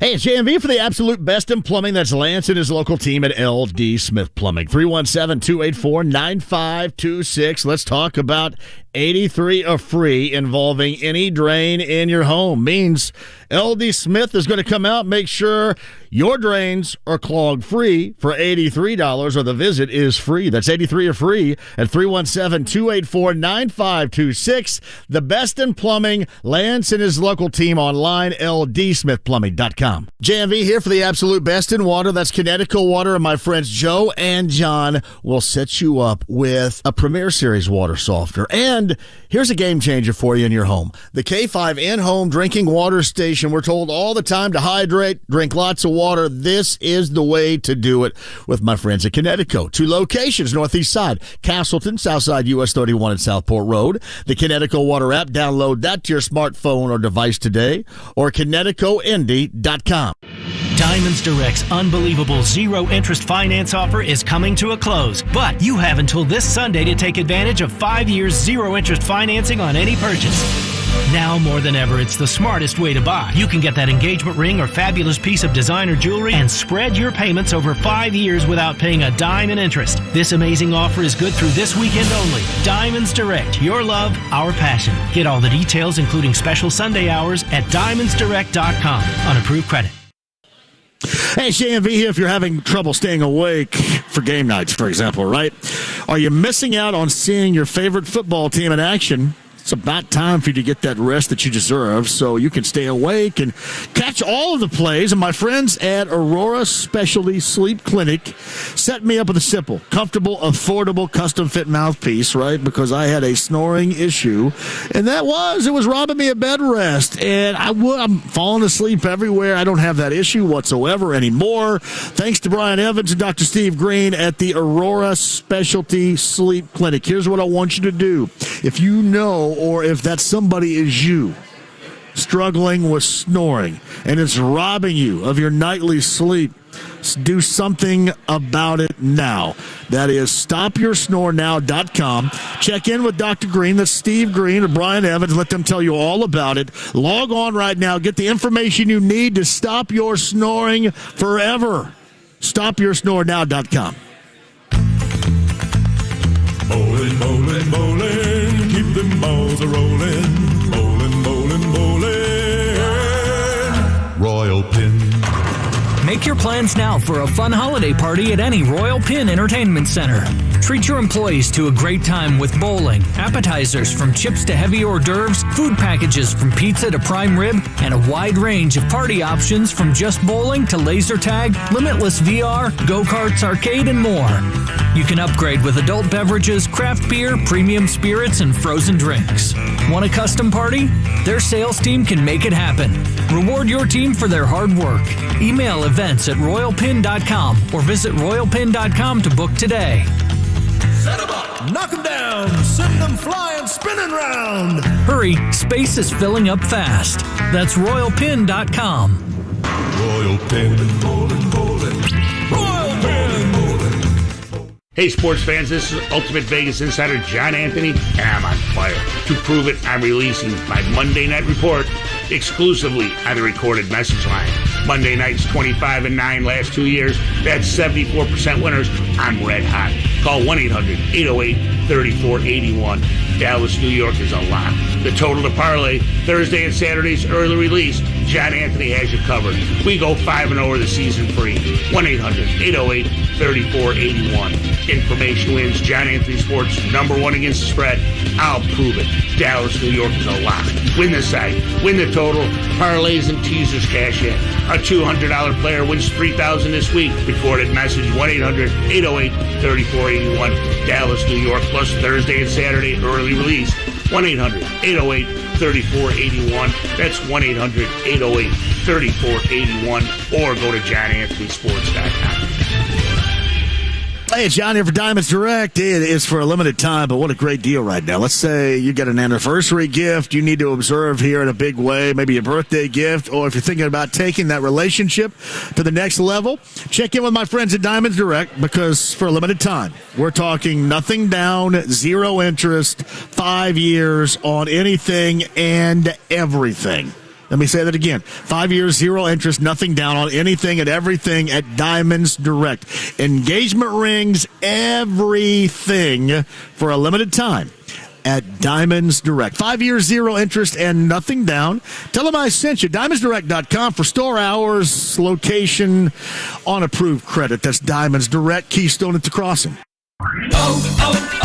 O'Reilly. Trust the professional parts people at O'Reilly Auto Parts to recommend the best products for your car. Like 5 quarts of Mobile One Full Synthetic, now just $33.95, plus earn double O Rewards points. Extend the life of your vehicle, improve performance, and protect your engine against sludge and wear with Mobile One Full Synthetic at O'Reilly Auto Parts and O'ReillyAuto.com. O'Reilly Auto Parts. If you're serious about selling your home, call Mark Dietel and his team today at 317-755-4232 or online markdietel.com. That's markdietel.com today. The Ride with JMV. Just when I think you couldn't possibly be any dumber, you go and do something like this and totally redeem yourself. 93.5 and 107.5. The Fan. Out of the gun is Matt Ryan. He's going to pass. He's going to loft it down the far sideline, looking for Alec Pierce. Makes an adjustment on the ball, and he catches it all the way up to the 31-yard line. Gain of 30. Alec Pierce, his second grab of the first half. Hey, welcome back. That's Alec Pierce with that catch. Matt Taylor, the voice of the Colts, with the call. Colts Radio Network back at Buffalo Wild Wings. We're in Bloomington today, brought to you by Bud Light, a Bud Light Blue Monday, where we have Jacksonville Jaguars Colts tickets to give away. We have an autographed helmet to give away, too. So get here. Great food, Monday Night Football, ice-cold Bud Light on a Bud Light Blue Monday. Bloomfield Road is our location. We are in Bloomington, Indiana, everybody. Would love to see you here. Love it.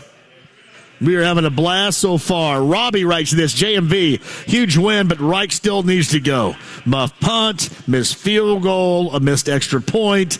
Tremendous. Glad they got the win, but no way I feel good about this team. They need to send their kicker a thank you card. Take away that muff punt. They score a TD, and that's probably problematic. I will say this. The Colts took advantage of the good fortune that Kansas City created. The Colts did compete. All we're thinking about is that win right now because that was absolutely necessary. Are they still struggling in a lot of areas? Yes. And again, if they don't consistently fix what is going on along that offensive line, you've got no chance. You have no chance. There was, let's face it, too. I mean, there was a thin margin of error anyway. It's not like this team offensively is going to run roughshod over anybody.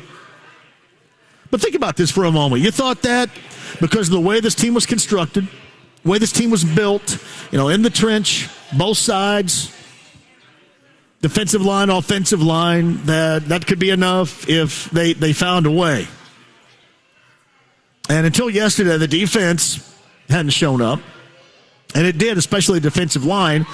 And you got Matt Ryan and this offense on that final drive that got it done. But there's no doubt it took some good fortune. Now, they took advantage of that good fortune. And that's what you do. Like crap water teams, right? They don't take advantage of that and they lose. I don't know what the Colts are going to end up looking like, but I will have you more as a Colts fan celebrate this than not. Because it was necessary. They competed. They got it done. There are no doubt that there are a lot of warts on this squad right now that have to be worked out, have to be eliminated. Somebody's got to grab the compound W. Well, I mean, honestly, quick. Especially with the offensive line. But they did show some signs yesterday. And defensively, the impression I got with what they did with Patrick Mahomes, two things. One, there is no doubt they played extremely well. The other that was the first time in 2 weeks that I saw that it looked like Kansas City absolutely missed Tyreek Hill. I think you could tell that yesterday too. But no, don't take anything away from the Colts for taking advantage of that. Just ask, and we'll talk about this in this week leading up to the Tennessee game on Sunday. How are you guys going to get better? Because this team, with this offensive line continuously playing the way that they did, especially yesterday, untouched guys to the quarterback, that doesn't work anyway. But that sure as hell doesn't work when you're the highest paid offensive line in the NFL.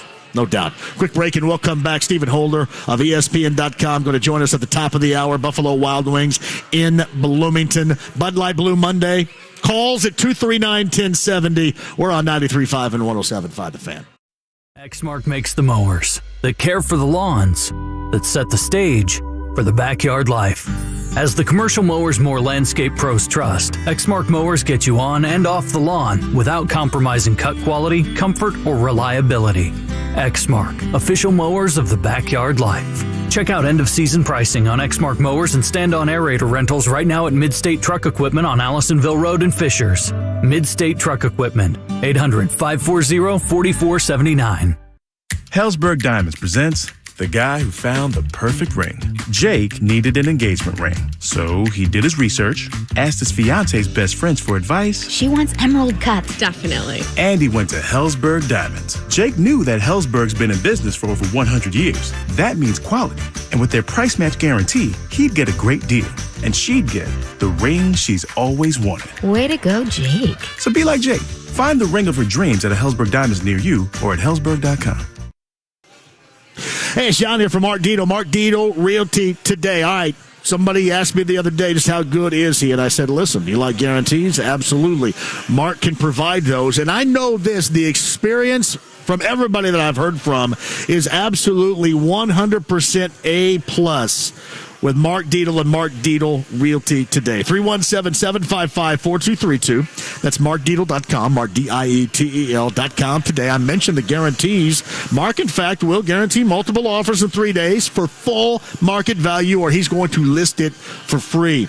You want something foolproof, can't miss under these circumstances. I want you to go with the best. It's Mark Dietel. Mark Dietel Realty. 317-755-4232. That's markdietel.com, markdietel.com today. Hey, it's Big Joe for your trusted local independent American Standard heating and air conditioning dealer, B&W Plumbing, Heating, Cooling, and Drains. Owner Beth Rovazzini has a quiz you can take to help decide whether fixing or replacing is a better option for that older system. Joe, we've gone through and made a list and assigned points to different things to help you decide when is it time to repair and when is it time to replace. A properly installed system should last 15 to 20 years, and sometimes when you get in that 10 to 15 year, you don't know. B+W.com for the quiz from B&W, your trusted local independent American Standard heating and air conditioning dealer. Fall in Indy, and if you hate painting year after year, do what your neighbor Edwina did. She called Rhino Shield. So over the years, I've had to touch up the house. I just got to the point where I couldn't spend any more money on the outside of the house. And when I saw Rhino Shield, I thought that was the answer to my problem. And Rhino Shield's not paint. It's better. I'd had painters here before, and it was usually quite a disaster with them leaving their equipment here and picking up things in the yard. But Rhino Shield was right on it. Get the 25-year guaranteed protection of Rhino Shield right now for 15% off the regular price. The gentleman said, if you're interested, give me a call. And I said, honestly, can you come tomorrow? Here's owner Shane Smith. This offer is limited, so call me at 888-RHINO-41. That's 888-RHINO-41. Don't paint. Don't vinyl. Go Rhino. Don't paint, don't vinyl. Go Rhino Shield. Never paint your house again. Rhino Shield. It's the Colts VIP Tailgate presented by Hayes & Sons Restoration. Make your game day experience the best it can be. Log on and get your tickets now. It's bullseyeeventgroup.com. Tuesday on Kevin and Query, the Pacers open up training camp. We continue to look back on the Colts' first win of the season, the good and the bad. What can they take from there? We'll break it down 7 a.m. right here on The Fan. The Ride with JMV. 1, is this or is this not the XFL? Yes, it is. 2, do I or do I not currently have a pulse? Yes, I do. Let's play football. 93.5 and 107.5. The Fan. Townsend, the punter, to be the holder. Snap. It's a fake. Townsend is going to throw it over the head of his intended receiver on the near sideline. Noah Gray was the intended receiver. Matt Taylor, voice of the Colts Radio Network, an absolute ridiculous call from a team and a head coach that had zero confidence in their special teams. And if you didn't, just put it in the hands of your elite quarterback, right? That's it. That's the call right there. That's foolishness. That's silly. That's not even like secondhand judging. Your quarterback's Patrick Mahomes. If you don't trust your kicker, fine.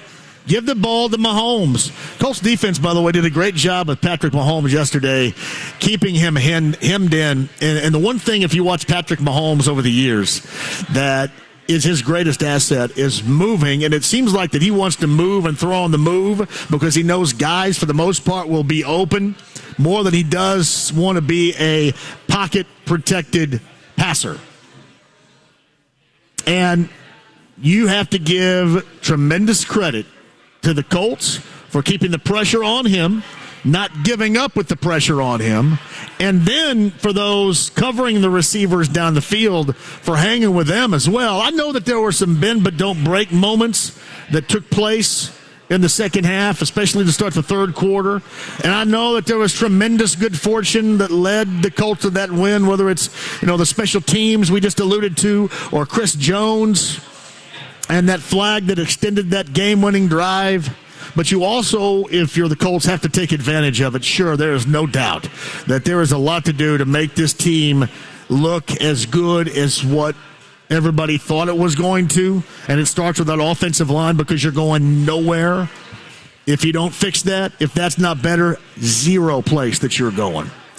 But yesterday was an absolute, and you got an absolute, even if there was a great deal of good fortune in that.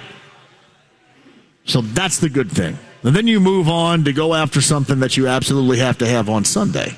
And that is going to be a win at home versus the Tennessee Titans. Somebody had asked me a little bit earlier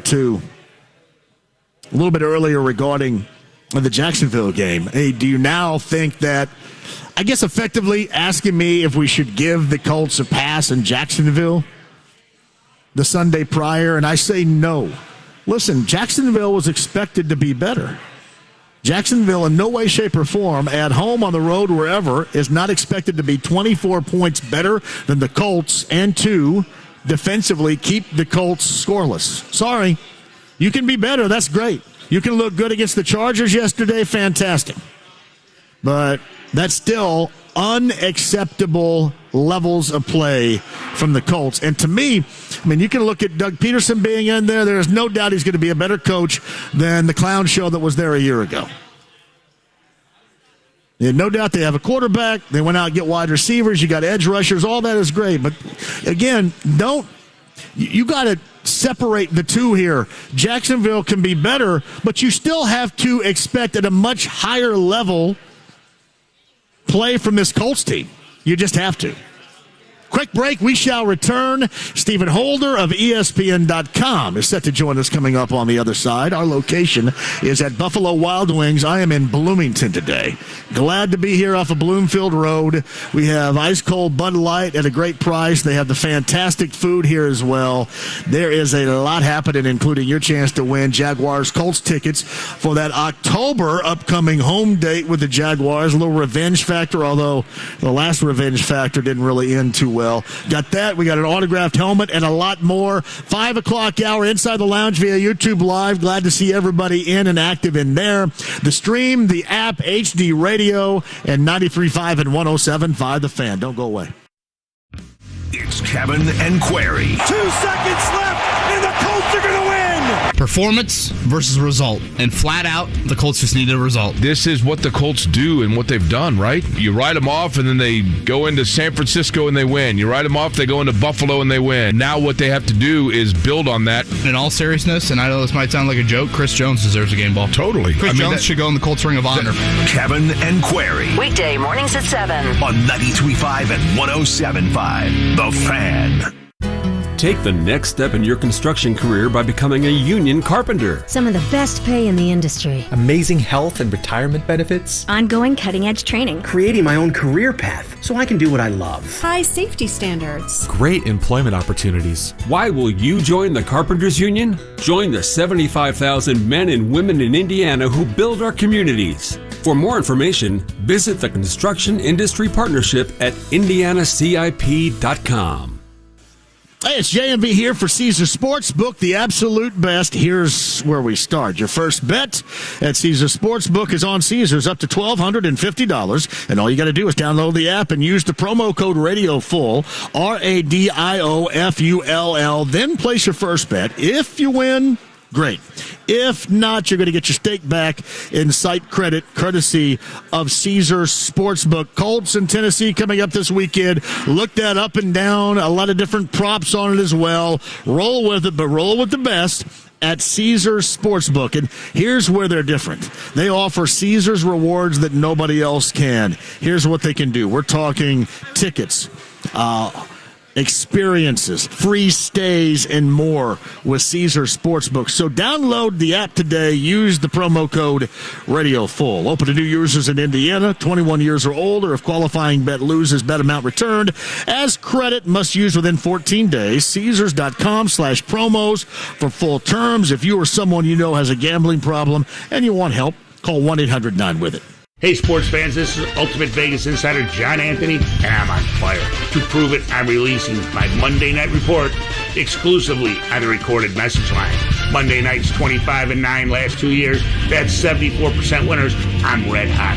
Call 1-800-808-3481. Dallas, New York is a lock. The total to parlay, Thursday and Saturday's early release. John Anthony has you covered. We go 5-0 over the season free.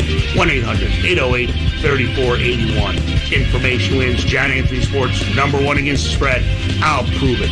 Dallas, New York is a lock. Win the side. Win the total. Parlays and teasers cash in. A $200 player wins $3,000 this week. Recorded message 1-800-808-3481. Dallas, New York, plus Thursday and Saturday early release. 1-800-808-3481. That's 1-800-808-3481. Or go to johnanthonysports.com. Football fans can turn a loss into a win with the king of sportsbooks. Just place a single first touchdown score prop bet on any pro football game.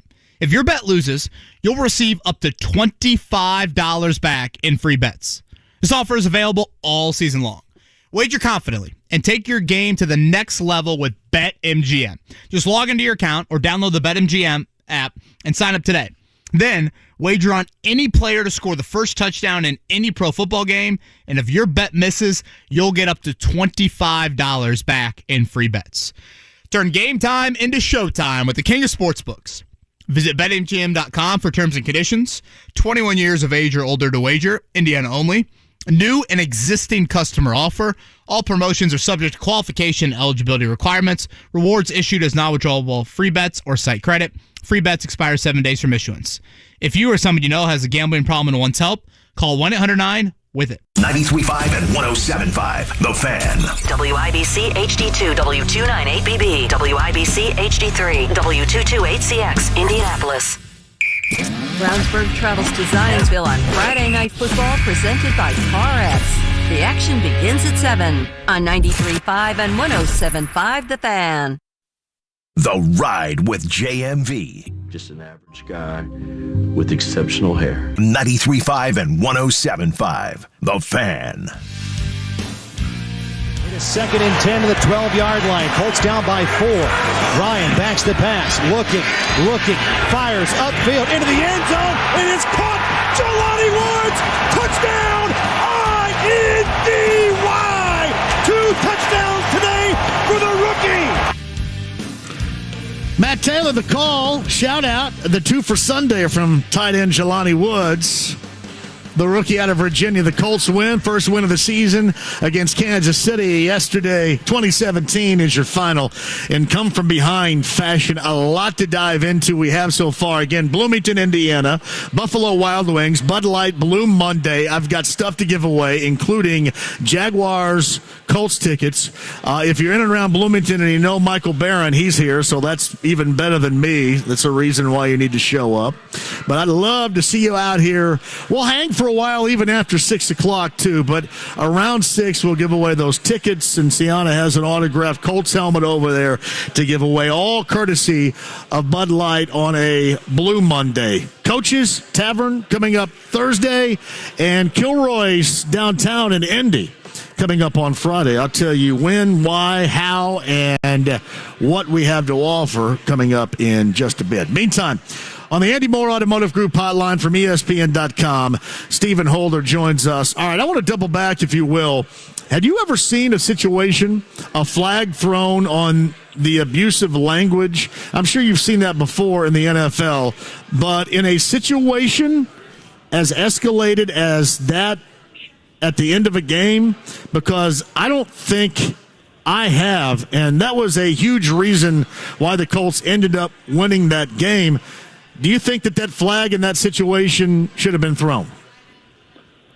Well, it's kind of impossible to answer without knowing what was said, but I will say this. I think that it was definitely shocking that it was thrown. I don't think that's a typical kind of penalty in that situation. So I can only have one takeaway from it, giving the officials the benefit of the doubt here, I guess. It must have been extremely egregious. Something we definitely can't say on these airwaves.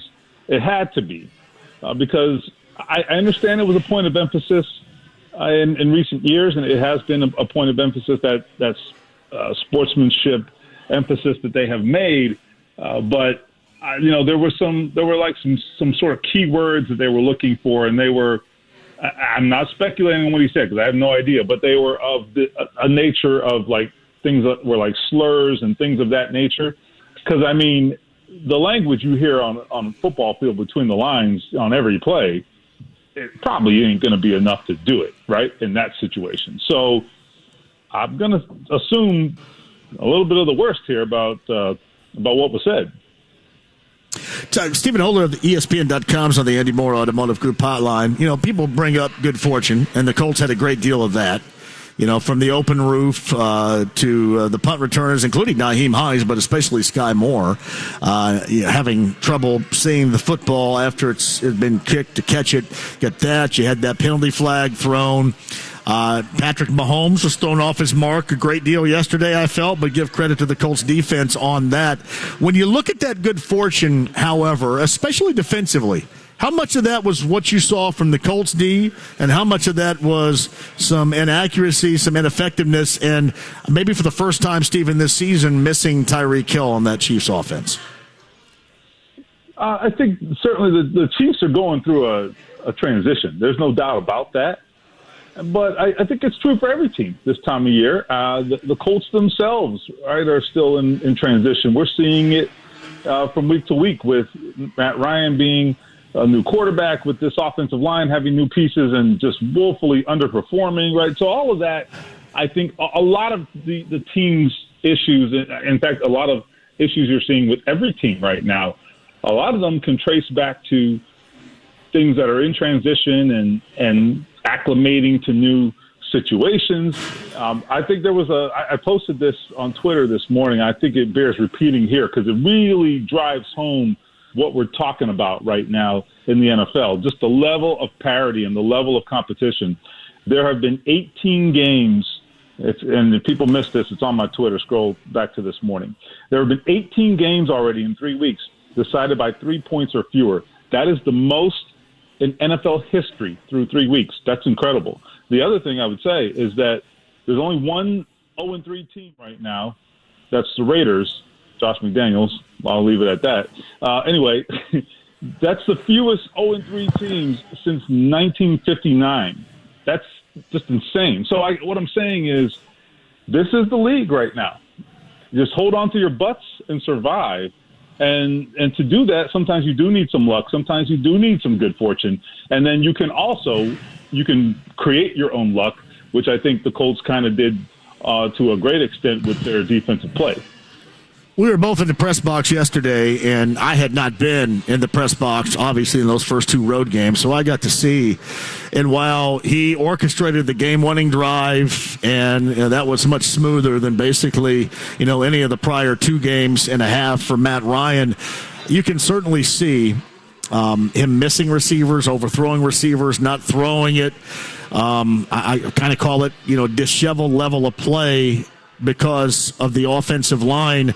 All right, how much of that is on just how bad the offensive line is? How much of it would you put on the fact that he is a 37-year-old quarterback?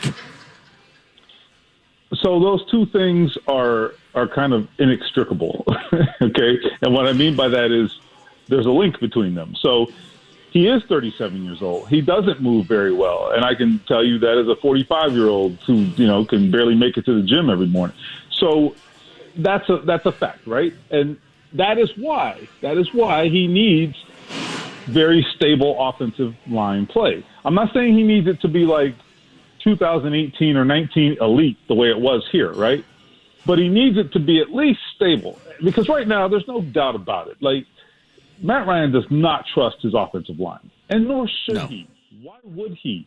He shouldn't trust them. They haven't earned that from him. And especially for a guy who is right now learning to play with those guys. I mean, they're still in the very early stages of this relationship, right? And yet, you would hope by this point they would have made bigger gains in being able to develop that trust. He doesn't have that trust. And so when Matt Ryan doesn't have the trust in his protection, he's not the same player. And that is what they're dealing with right now. I think that's true for every quarterback. There's no doubt about it. I mean, we can go back to Carson Wentz. And I remember when he was first traded to Indy, I went back and watched his tape from Philadelphia. And the one thing I came away with was like, okay, if they can protect him, he can actually make some plays. He actually played decent when he was well protected. And then when the protection broke down, oh, my God, it was just an absolute disaster. And I think we saw that last year, right? He just did not respond well to pressure. So what I'm saying is you're getting basically the worst of Matt Ryan in those situations right now because it's just not a good situation for him. Now, I'll say this. He is making some plays in those situations when it matters. I think if you look at the final drive yesterday, I mean, he really did pull it together. And that is the one thing that I can say that is a huge redeeming quality, is that while he has, sort of peed down his leg a couple of times here, right? There's no question about it. He has an ability to pull himself together and go get it. And he's done it twice now, okay? The kicker let him down in Houston, but he did it in the fourth quarter and overtime. He did exactly what was expected of him and what was asked of him, and he did it again yesterday. So that's the kind of clutch quarterback skills that we did not see last year. They just got to pull the rest of it together, and maybe this will, be something they can make something out of. Stephen Holder joins us in the Zoom press conference you guys had with Frank Reich today. Quote, there were more free rushers yesterday than I've seen in a long time. He added that it was discouraging. Can they put a finger on this right now? I mean, I know that, see you, Lauren, I know that Dan Orlovsky's alluded to it, being a coaching situation, I think on Twitter is what he had mentioned last week. Obviously, it's at a large detriment to this team. They're not going to reach any of the levels of expectation if it doesn't get much, much better than it is. But can they put a finger on what exactly is going on with this group on that line right now? I've gotten a lot of vague answers and a lot of guys pointing to themselves but not being specific. And what I mean by that is, I've talked to Ryan Kelly about this. I've talked to Matt Ryan about this. I've talked to Frank Reich about this, all of them. And the answer I keep getting is, we just got to keep working. I got to do a better job. And so we're not getting the specifics. But I can tell you, I can speculate a little bit and tell you what I see. There's a couple things. I think with Ryan Kelly and Matt Ryan, clearly they're not consistently on the same page, right? Now, why is that? That's the question, and that definitely gets into matters that are far more complicated than I am qualified to discuss. But they are not on the same page. Now, it's not just that though. There's more to it. I think there are situations where there has to be trust among those offensive linemen, and they either are not communicating or not trusting each other, and that's an issue because when you are, for example, when you're handling a particular matchup as an offensive lineman, and then you see a shift coming, whether it's a stunt or twist, what have you, you've got to trust that what you have talked about in the meeting room is going to occur, and there are clearly instances where that's not happening. And I think what happens when that trust isn't there and you're worried about someone else not executing their job, well, guess what happens to your matchup? You tend to lose your matchup because you can't be fully focused on that. So it affects even the players who are doing their jobs. And I just think that's what's happening. I don't know if I explained that well, but I just think there's just not enough consistent execution. They have a plan for all of this stuff, and that's what's so disappointing about it. It's not that they're seeing blitzes and pressures that are just brand new. There are no new blitzes for the most part. I mean, come on, right? Like, they've been playing football for like 100 years. Okay, this stuff ain't new. It's a matter of seeing it and recognizing it when it comes. Stephen Holder joins us. People have asked me, and I'm sure they've asked you the same. Why not, for example, put Ryman in, move Pryor to where he originally played in the NFL as a lineman, guard, or whatever. And I always come back with this. Hey, listen, I know Pinter got beat up pretty good yesterday, and there's no doubt at this point in their careers, Glowinski is better. Not suggesting that's going to be the case further down the road. Glowinski now gone. Chris Reed's in Minnesota. You have no depth, so really you can't do anything. And I think part of the biggest problem is we're talking about guys like Smith, guys like Kelly, that are the largest part of this issue, and you can't come anywhere near of trying to replace these guys right now. You just have to correct it. Yeah, I mean, their contracts are what they are. I mean, you don't just cut Braden Smith. He's in year 2 of a $70 million contract. Guess what? They're stuck with each other. And I'm not suggesting they should cut him. I'm just saying they have to make it work. And I would almost like prefer to hear that these guys were hurt, because at least then it would make sense. Ryan Kelly, I think there's just been too much variable nature in his play for a little while now, too. And this isn't just this year. I think we started seeing this last year. He had that family situation last year. He missed several games. And I think that was a tough year, right? I mean, I understand that. They got hit with COVID. There's all that going on, right? And so I was willing to give these guys the benefit of the doubt. And Braden Smith last year, in his defense, had some injuries he played through as well. Quentin Nelson hurt as well. Same thing, right? That's why I thought the performance of the offensive line last season, it started to crack last season.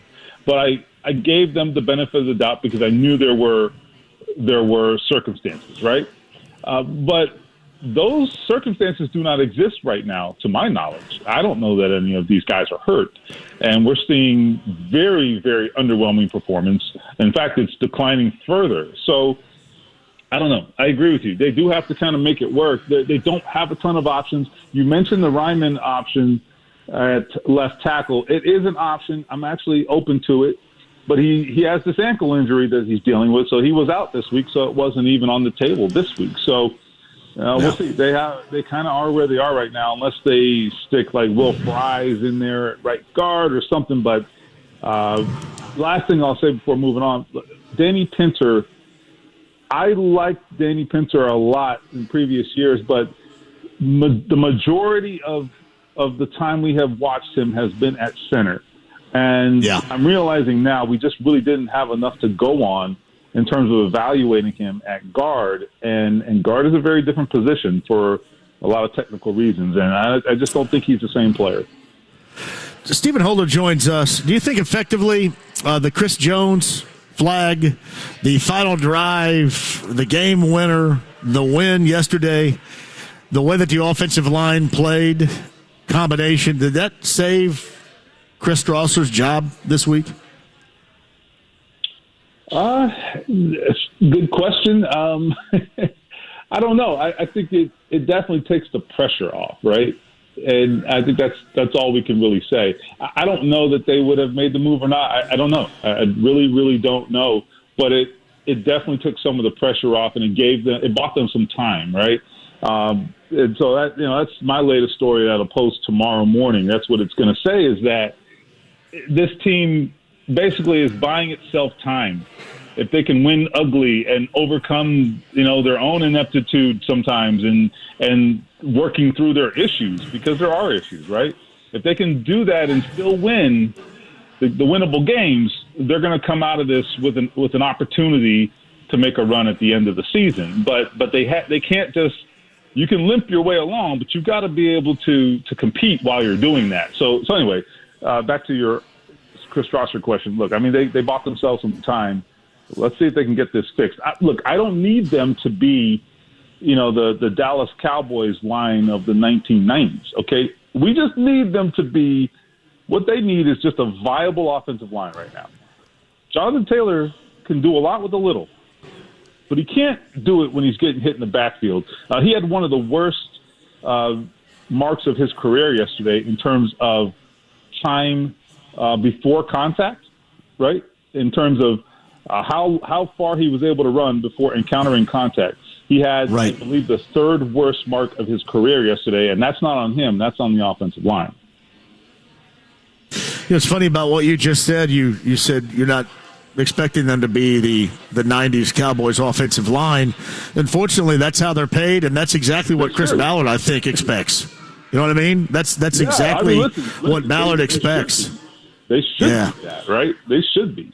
But the other thing is, I just got a massive case of deja vu when you talked about surviving and beating the beatable teams. My God, we've been at this point so many times. Seriously, I was like Danny Pintered by Frank Clark with deja vu by you when you said that. Well, fair enough, man.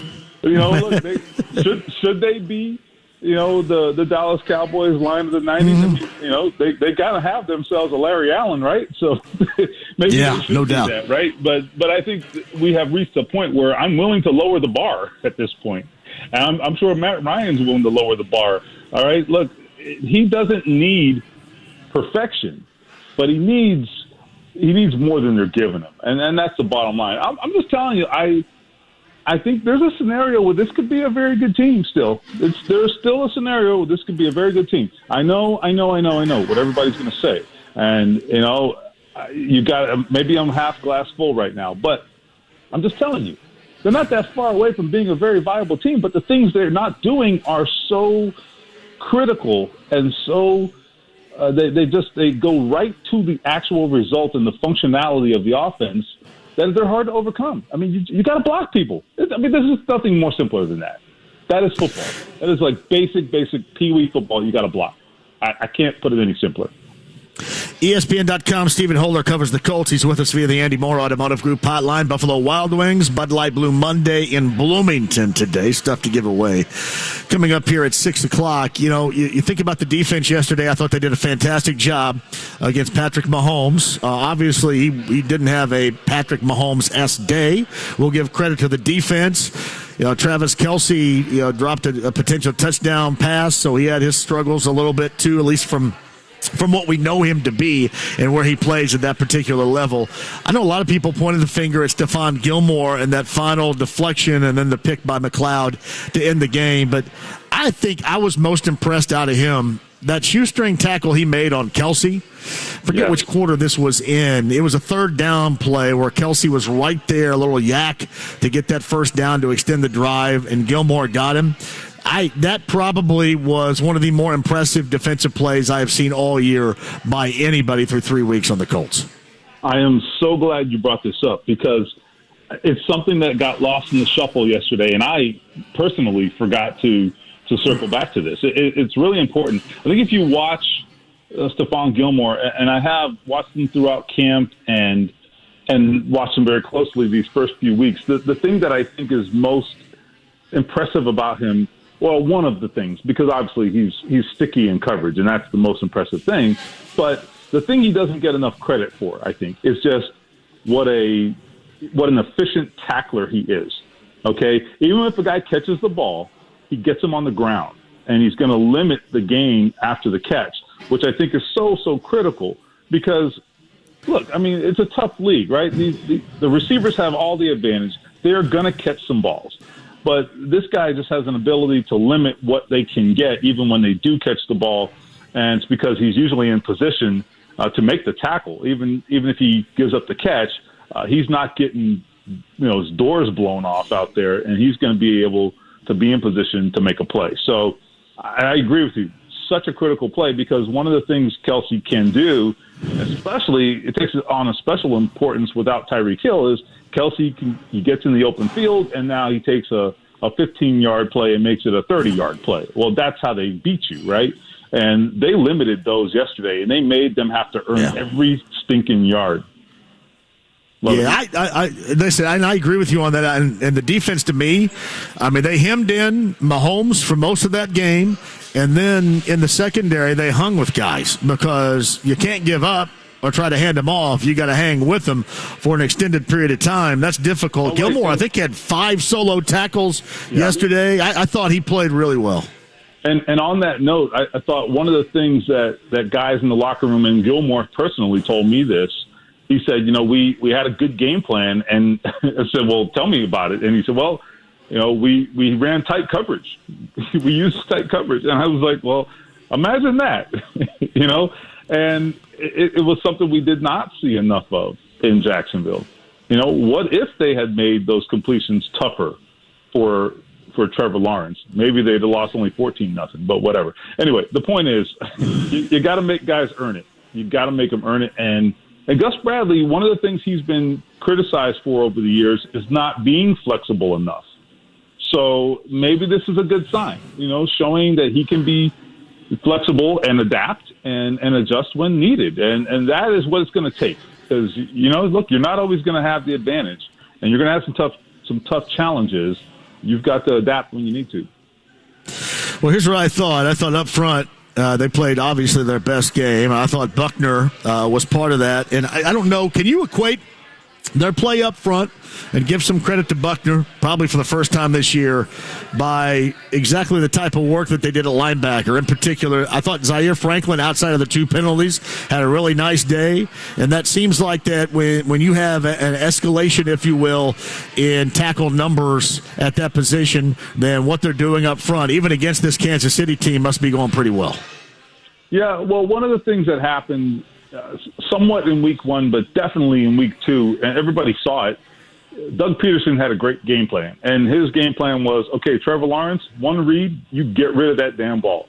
And they ran it to perfection. And what happened is now in that situation, particularly in the middle of the field, the linebackers have to be on it. And the linebackers, they were awful in Jacksonville. Terrible. And I thought yesterday they were much, much better, much more productive and efficient and effective in coverage. Now, as for up front, I think you knew going into this game that Patrick Mahomes would give him more of an opportunity, because even though he has had to adapt his play this year and play a quicker style and get rid of the ball faster, he doesn't have Tyreek anymore. So they've adapted, but he is who he is, okay? He wants the big play, and he's going to hold the ball. And then when you cover well, his first read's not going to be there, and he's fine holding the ball. Well, they force him to hold the ball, and at that point, you either have to make a play or he's going to gut you because he's going to run around for 10 seconds and go Kyler Murray on you, right? So they were able to contain him and not let him scramble that much, and also not let him extend the plays to make a big play. Even when he did extend plays, the coverage held up. That was a great sign, I can tell you, because I think that's what you worry about when he extends the play. Can the coverage hold up? But more often than not, the pass rush got to him, and he had to get rid of it. They pressured Mahomes, I think, on 38 or 39% of his dropbacks. That is far higher than anything the Chiefs have seen this season. He was about 20% coming in, so they doubled that rate. Yeah. It's the first time I'd watched them the first 2 weeks, and it didn't look like they missed Tyreek Hill. Yesterday, you could tell that they absolutely missed Tyreek Hill in his services. Stephen Holder joins us. Matt Amendola, in a move that would have been anticipated by everybody, was released after his effort yesterday as kicker, backup kicker, which was a big deal. I did want to ask you this. We saw Sky Moore, the rookie, have difficulties muffing the punt, and it was like a clown show, him trying to field that second one, too. And, Nyheim Hines had to run away from one as well. One of the biggest things yesterday, especially the way that it occurred with the good fortune for the Colts and not so much for the Chiefs, was having the roof open, because I think even Nyheim Hines talked about it after the game. That's a tough to deal with. They struggle with fielding punts when the roof is open at Lucas Oil Stadium, don't they? They do. It's difficult. I think you might wonder, okay, well, what's the big deal, right? Because everybody in the league who's playing outdoors is playing, looking up into the sun. The problem is you have these dark shadows, and then you look up and it's like, there's the sun, right? So the contrast really throws you off. I did hear Nyheim talk about that in the locker room. He explained it very well. It really is a product of the shadows, and then boom, here comes this incredible beam of light. He is smart enough, because it's his home field, he's smart enough to know to get the heck out of there. If you can't see the ball, then you've got to bail. And he understands that, right? But that's where home field advantage can really, I think, play a huge benefit for you. And it's hard to scout that if you're the opponent, because the roof is so rarely open. What do you even have to go on, right? So it's not as if they have a lot of information. So really tough for the opponent there. And, bad for TV optics and bad for opposing punt returners, apparently. Well, hey, Stephen, I would also suggest this, to your point. You only see these type of shadows and this sunlight with the roof open in September. So you're having to really skew the scout to roof, when the roof is open in the month of September here. Yeah, we're talking about like a handful of games since the stadium's been open, okay? Yeah, I don't know. Is it even 10? You know what I mean? With that scenario, right? Daytime, 1 o'clock kickoff, bright sun, with the roof open. How many of those have there been? There's not that many. So, you think about it. All you have to go on is fielding those punts in pregame. When you're out there warming up, that's really all you have to go on if you're the opponent. And poor Sky Moore. He had a rough day, man. So I feel for him, but that's just how it is, man. It's like a kicker, like Vinatieri kicking outdoors in New England all those years. You don't think he knew how that wind moved in that stadium and all that, right? So you definitely have some advantages being the home team. Yeah, I thought that was a big deal because I kind of wondered. It looked like it may rain, and I know that it was a low percentage chance, but normally if there is a cloud anywhere between Louisville and South Bend, they don't crank that thing open. Yeah, I mean, the stadium it really doesn't have a drainage system, because it's not meant to handle weather. So they're terrified of any kind of precipitation. But, luckily it turned out to be a nice day, and it even worked in their favor. So, hey, who knows? Maybe we get one more of those in before, it turns into, Siberia. Yeah, no doubt about it. Big plays from the Floridian here. I love winter, as you well know. Yeah, I know. Yeah, it. I was really surprised it was open yesterday, but as it turned out, it was incredibly big deal. So I don't think there's any doubt about that. What do you think about Frank Reich in closing here? His 2 4th down calls, and is it more about the lack of execution, or did you think that fourth at midfield situation, giving a short field to Patrick Mahomes, was as ill-advised as I thought it was up in the press box at the time? Yeah, I thought, was that the one? I'm confused now. I think they had, was that the play action, I want to say? Yeah. I would like there just give it to Taylor. Now, I know hindsight is 20/20, and I know he was getting pummeled, but I think, what was that, a half yard, I think? I don't know. I just think when you do play action like that and it's a slow developing play, bad things can happen. And of course it did. So I didn't love that one. Going for it, I don't have a huge problem with. I think if you're going to beat Kansas City and Mahomes, you do have to kind of go into the game thinking you need to be aggressive. I think that's true. I mean, Brandon Staley said that last week. The Chargers didn't work for them either, but there were reasons for that. But anyway, so I was okay with the decision. I didn't like the play call. And then what was the other one? Was the other one the stuff of when Taylor tried to go over the top? Yeah, that's when Taylor went airborne, and I thought could be me. I thought he went airborne because he didn't have trust in anybody carving out any space for him in that short yardage situation. Ask yourself, when does he ever do that? Yeah. Never. He never does that because he knows Big Q is going to give him a lane generally, and he was kind of running to that side. I think got to go back and look at it, but no, I was a little surprised to see him go over the top, and I mean it was probably, or you could argue that it was ill-advised to do that too. Yeah, but and then it just wasn't like him to do it. I mean, he usually can fall forward and get enough to get the first down. That combined with the little bit of push they get, it usually is enough.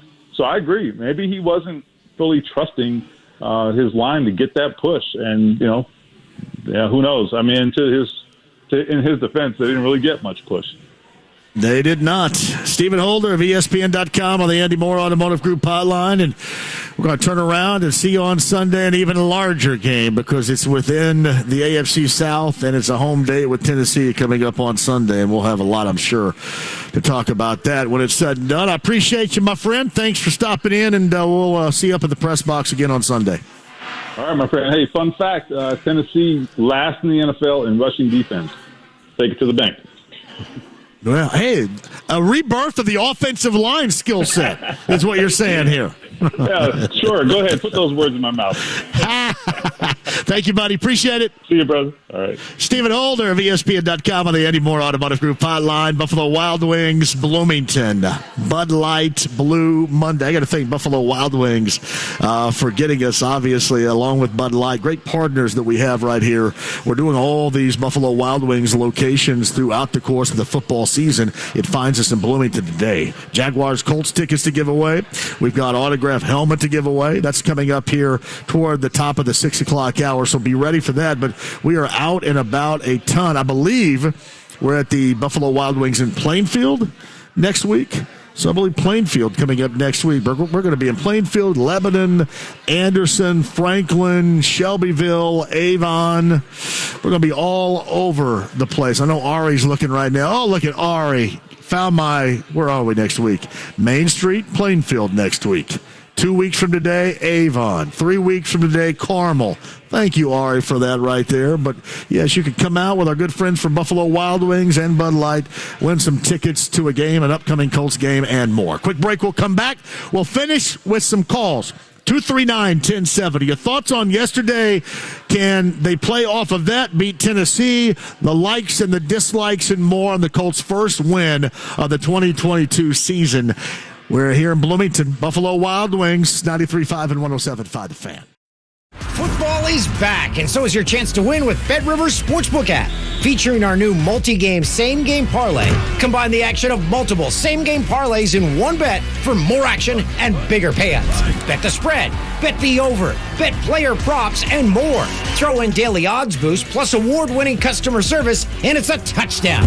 Download it today. Must be 21 plus. Available in Indiana only. Void where prohibited. Terms and conditions apply. If you or someone you know has a gambling problem and wants help, call 1-800-9-WITH-IT. Exmark makes the mowers that care for the lawns, that set the stage for the backyard life. As the commercial mowers more landscape pros trust, Exmark mowers get you on and off the lawn without compromising cut quality, comfort, or reliability. Exmark, official mowers of the backyard life. Check out end-of-season pricing on Exmark mowers and stand-on aerator rentals right now at Midstate Truck Equipment on Allisonville Road in Fishers. Midstate Truck Equipment, 800-540-4479. Hey, I'm going to make sure you're dealing with the absolute best and you're doing realty with Mark Diedel Realty. 317-755-4232. That's markdiedel.com, markdiedel.com. Today, for example, you get Robert and Avon needed to move out of town. Priority was to make enough on the sale to outright buy a new home and pay for the move. Mark Diedel connected as he always does. Got the job done right. And Robert and Avon incredibly happy, and you will too. In fact, you got a guarantee here, multiple offers, and he'll do that in 3 days for you for full market value, or he will list it for free. That's the guarantee for Mark Diedel, the best in realty. Mark Diedel at 317-755-4232. That's markdiedel.com, markdiedel.com today.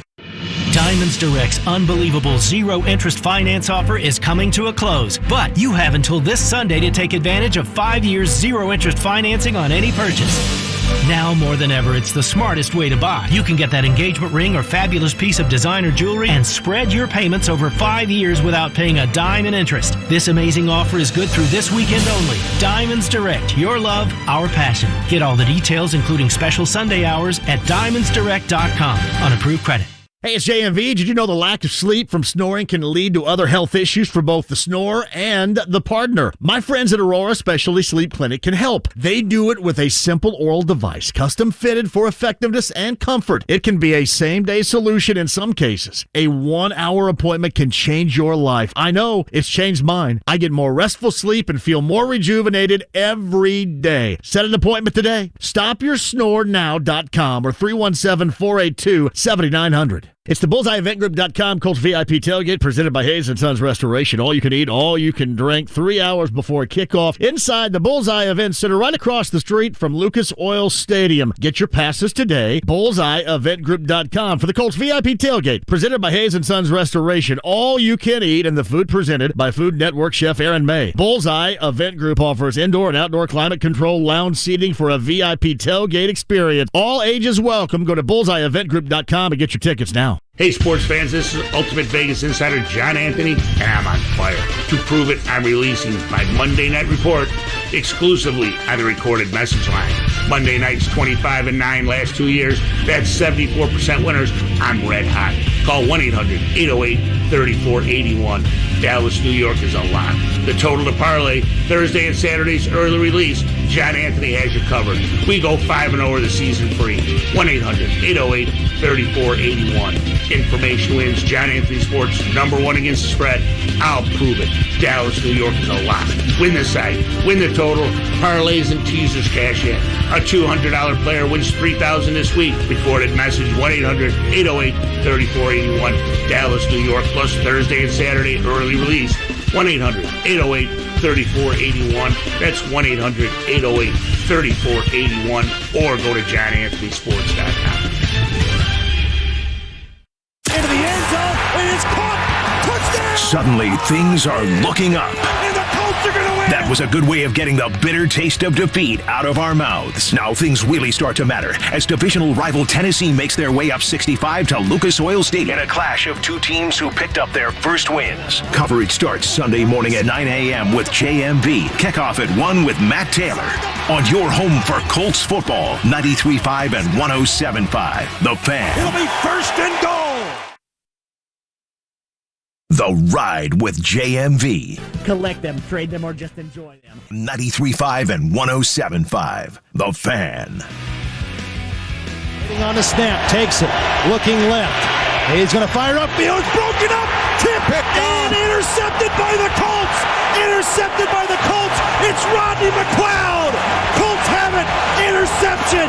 2 seconds left, and the Colts are going to win. Hey, that is a deflection by Stephon Gilmore. Rodney McLeod brings it in. And that salted away the first win of the season for the Colts at home yesterday versus the Chiefs. Blue Monday, Bud Light brings us to Buffalo Wild Wings in conjunction with our Bud Light Blue Mondays, along with Buffalo Wild Wings. And I love it that we're in Monroe County today. We are in the Buffalo Wild Wings location off of Bloomfield Road. We're in Bloomington, Indiana, and we're giving you the chance to win Jaguars Colts tickets, giving you a chance to win an autographed helmet, and more coming up at the top of the hour. And better than anything else, I get to see a lot of old friends down in my old stomping grounds here. So it is great to be in Bloomington today with, again, our friends from Buffalo Wild Wings on a Bud Light Blue Monday. Meantime, David chimes in with this. JMV, why is nobody criticizing the offensive line coach? I think we learned how important that coach was back in the day with Howard Mudd. I don't think anybody on the air has been more critical than me of Chris Strausser and where this team is right now. I just asked the questions about whether or not this is a dysfunction of coaching or a dysfunction of level of play. That's what you got to find out, and that's why I asked Stephen Holder last segment, do the Colts, are they able to put a finger on this? Do they know? Hey, listen, that final drive was all right for what the offensive line did, but for the better part of this season leading up to that, it's been a mess, and it was a mess most of the game again yesterday. Way too much free rushing to the quarterback. So is that by coaching and procedure from Strausser, or is that just an overhyped level of play from the highest paid offensive line in the NFL? You know, and Stephen Holder did mention, you know, at this point he doesn't expect this team to be the early 90s Dallas Cowboys, but I got news for you. Ballard does, because that's how he paid him. If Ballard does, that's how he paid him, you should too. And if they don't live up to those expectations, then they have to be criticized. So I kind of thought yesterday if that thing would have continued down the hill, they would have lost, that would have been incredibly problematic for Strausser. But it does give them time to regroup and get back at it and prepare for Tennessee. I thought yesterday, if that would have gone awry, been a problem, and as bad as that O-line looked, that something may have given. But thank you, David, for that. All right, 239-1070 is the number. Back we go with Justin up next. Hello, Justin. How are you? JMB, thanks for taking the call. You got it, buddy. Go ahead. At what point do you think that well, first of all, happy the Colts got a win when Jelani caught that. I think I was yelling louder than I have in a very long time, so that felt good as a fan. So at what point do you think Frank may change his fourth down approach, given the flow of the game? You know, when they go for it on 4th and 1 at the 31, they don't get it. Get a field goal there, maybe that changes the flow of the game. Defense is playing really well. Why not just give it to the defense? They stop him one more time, we'll go down and change the complexion of the game there at the end. I don't see him changing that much. I don't. I think he is, man, I hate using this, and I apologize for this cliched term, but I think he is who he is right now. I do. And I for better or worse, then hopefully it gets better. But I just don't think you're going to see much of a difference between what he does now and what he's going to do in the future. Justin, if that makes sense to you. It sure does. I hope, though, he decides to change a little bit and go with the flow a little bit more with what the defense is doing. Might help us win a game or two. I tell you what, if I hope that they know what's going haywire with this offensive line, because that is, they cannot win at any level anybody thought without this group not just getting better, but getting massively more consistent and better. You just can't. Yep. Totally agree. So, Most highest paid O-line in the league, and you can't get a yard. Yeah, not a yard. And listen, I don't know if that's the reason why he went airborne, but you had your running back going airborne.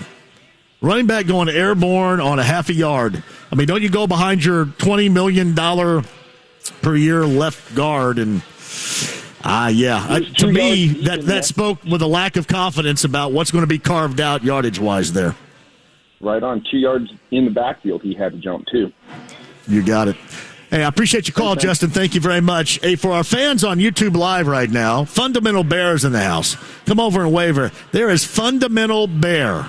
Fundamental Bear is a staple, an incredibly intelligent staple inside the lounge Monday through Friday via YouTube Live. I know Ari's very smart, too. All right, Ari gets in there, too. Fundamental Bear and Ari from the lounge via YouTube Live is live, local, and late breaking in the house here. Thank you, fellas, at Buffalo Wild Wings in Bloomington, where Steve is up next at 239-1070. Hello, Steve.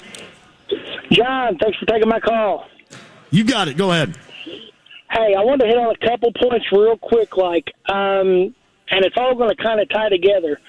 I know it's going to be an unpopular opinion. Not a lot of people are going to like it, but I think this tight end group we got is the biggest problem we have with the Colts right now. And hear me out with me saying this. I think Jelani Woods showed that he has a lot better upside than what Mo Cox or I can't remember the other kid's name that recovered the Kylan Granson. Or the kickoff fumble. Yes. Kylan Granson. I think Woods has a lot better upside to him than either one of those. And for whatever it's worth, I think after seeing the way Tua took a hit and his lineman literally had to hold him up to get him back out, they take him out for a minute, put him back in, and literally Shaq, Darius, whatever his name wants to be called now, is been off 3 or 4 games or whatever because his field pads are hurt or whatever else. We obviously have a bad problem with our tackles right now. Why would we not consider taking Leonard and trading him out for 1 or 2 offensive players? Like, look at Atlanta, and maybe we could get send Leonard down there with a pick or something and get a Cordell Patterson and a Kyle Pitts to where we can get somebody, a couple of big tight ends that can chip some of these guys coming off the edge to help the tackles, which we obviously have a horrible problem with, and run it like the Patriots did. Steve, I got to hit a break. I got to hit a break here, Steve. Thank you for the call. What you're talking about right now is 100% pure fantasy football trade talk. There is not 1 ounce of realism in that. It's 100%. Darius Leonard's not going to get traded for Kyle Pitts or for Cordell Patterson or for anybody. It's 100% fantasy football trade talk. Listen, this offensive line is either going to do or it isn't. It's going to get better or it isn't. It's going to get better or we have just stratospherically overrated this group. I know you're bummed about Shaquille Leonard. I want to see him playing too. But nobody's going to trade Shaquille Leonard for Cordell Patterson or Kyle Pitts or anybody. It's not going to happen. So you're going to have to make good and get better with what you have right now. Now, feel good because they won yesterday. That's the feel good. That's the only thing that really matters. But you do have to peel this onion back a little bit. And when you see how they got, I know really one good drive, a great deal of fortune. They had a 4-yard touchdown drive. Great. Take advantage of it and move. But this group has to get better. And this group goes nowhere without massive improvement on this offensive line. Consistent improvement on this offensive line. Buffalo Wild Wings in Bloomington. We got tickets to give away. I'll tell you about that and more. Great deals on ice cold, Bud Light, great food. Buffalo Wild Wings on Bloomfield Road. We'll come back, close it out, get you set for Colts Roundtable Live. Matt, Rick, Joe, and more. Top of the hour. 93.5 and 107.5 The Fan. As a roofer, every second counts. Late deliveries and incomplete orders cost me time and money. That's why I partner with Beacon. Beacon's unique network of branches work together to get me what I need when I need it. Every branch working together. With Beacon, I know my supplies will be delivered on time and complete. Homeowners rely on me, so I rely on Beacon because I never stop building, and neither do they. Go to BECN.com to get started building with Beacon. Beacon, always building. Hey, it's JMV for your 14 Central Indiana Joe Childers run Carx locations. There's one near you. Full service auto repair specialist with brakes, tires, engine alignments, exhaust, oil changes, all within their repertoire. And by the way, the JMV specials coming up for you. $109.99, lifetime brake pads per axle, and save $200 on a set of 4 select Continental tires. Your 14 Central Indiana Joe Childers run Carx locations. There's one near you. To find it, Carx.com today. Oh, while we're in lawn and garden, I was thinking I should pick up one of those little things for watering my plants. A hose? No, the things that look like teapots, but for plants. You know, you tip it over and it goes blah, blah, blah, blah. You're good at describing words you've forgotten. Like those things that give the plants a shower, you know, that you fill up. A watering can? Yes, a watering can. I knew that. We're good at your insurance. Find an Indiana Farm Bureau insurance agent online, over the phone, or in person, and stop knocking on wood. Hey, sports fans, this is Ultimate Vegas Insider John Anthony, and I'm on fire. To prove it, I'm releasing my Monday Night Report exclusively on the recorded message line. Monday nights, 25-9 last 2 years. That's 74% winners. I'm red hot. Call 1-800-808-3481. Dallas, New York is a lock. The total to parlay, Thursday and Saturday's early release. John Anthony has you covered. We go 5-0 the season for each. 1-800-808-3481. Information wins. John Anthony Sports, #1 against the spread. I'll prove it. Dallas, New York is a lock. Win the side. Win the total. Parlays and teasers cash in. A $200 player wins $3,000 this week. Recorded message 1-800-808-3481. Dallas, New York, plus Thursday and Saturday early release. 1-800-808-3481. That's 1-800-808-3481. Or go to johnanthonysports.com. Hey, John, for LD Smith Plumbing, the best in plumbing, local plumbing. Lance and his local team at LD Smith Plumbing. Ask about 83 are free. That is the unclogging or the maintaining unclogging of any drain in your home for $83, or the visit is free. The best in plumbing, and especially in your time of need. Your time of need is what? It is when you have a plumbing emergency. Call them the best. Lance and his local team at LD Smith Plumbing. Online, ldsmithplumbing.com today. Join me tomorrow. Mike Chappell and I are going to break down the Colts' victory. That's right, I said victory. And break down the Titans game. Also, Benetti joins, and we're going to have a lot more NFL. Join me tomorrow. The Ride with JMV. You're going to eat your fat. 93.5 and 107.5. The Fan. Hey, welcome back, Buffalo Wild Wings in Bloomington. Thanks so much for joining us. Bud Light Blue Monday. We're going to give away some stuff, including Jaguars Colts tickets in a bit. I believe we have an autographed helmet over there as well we'll give away. It's been a great time. I've seen so many folks. My best friends growing up, Elise and Nikki, are here too.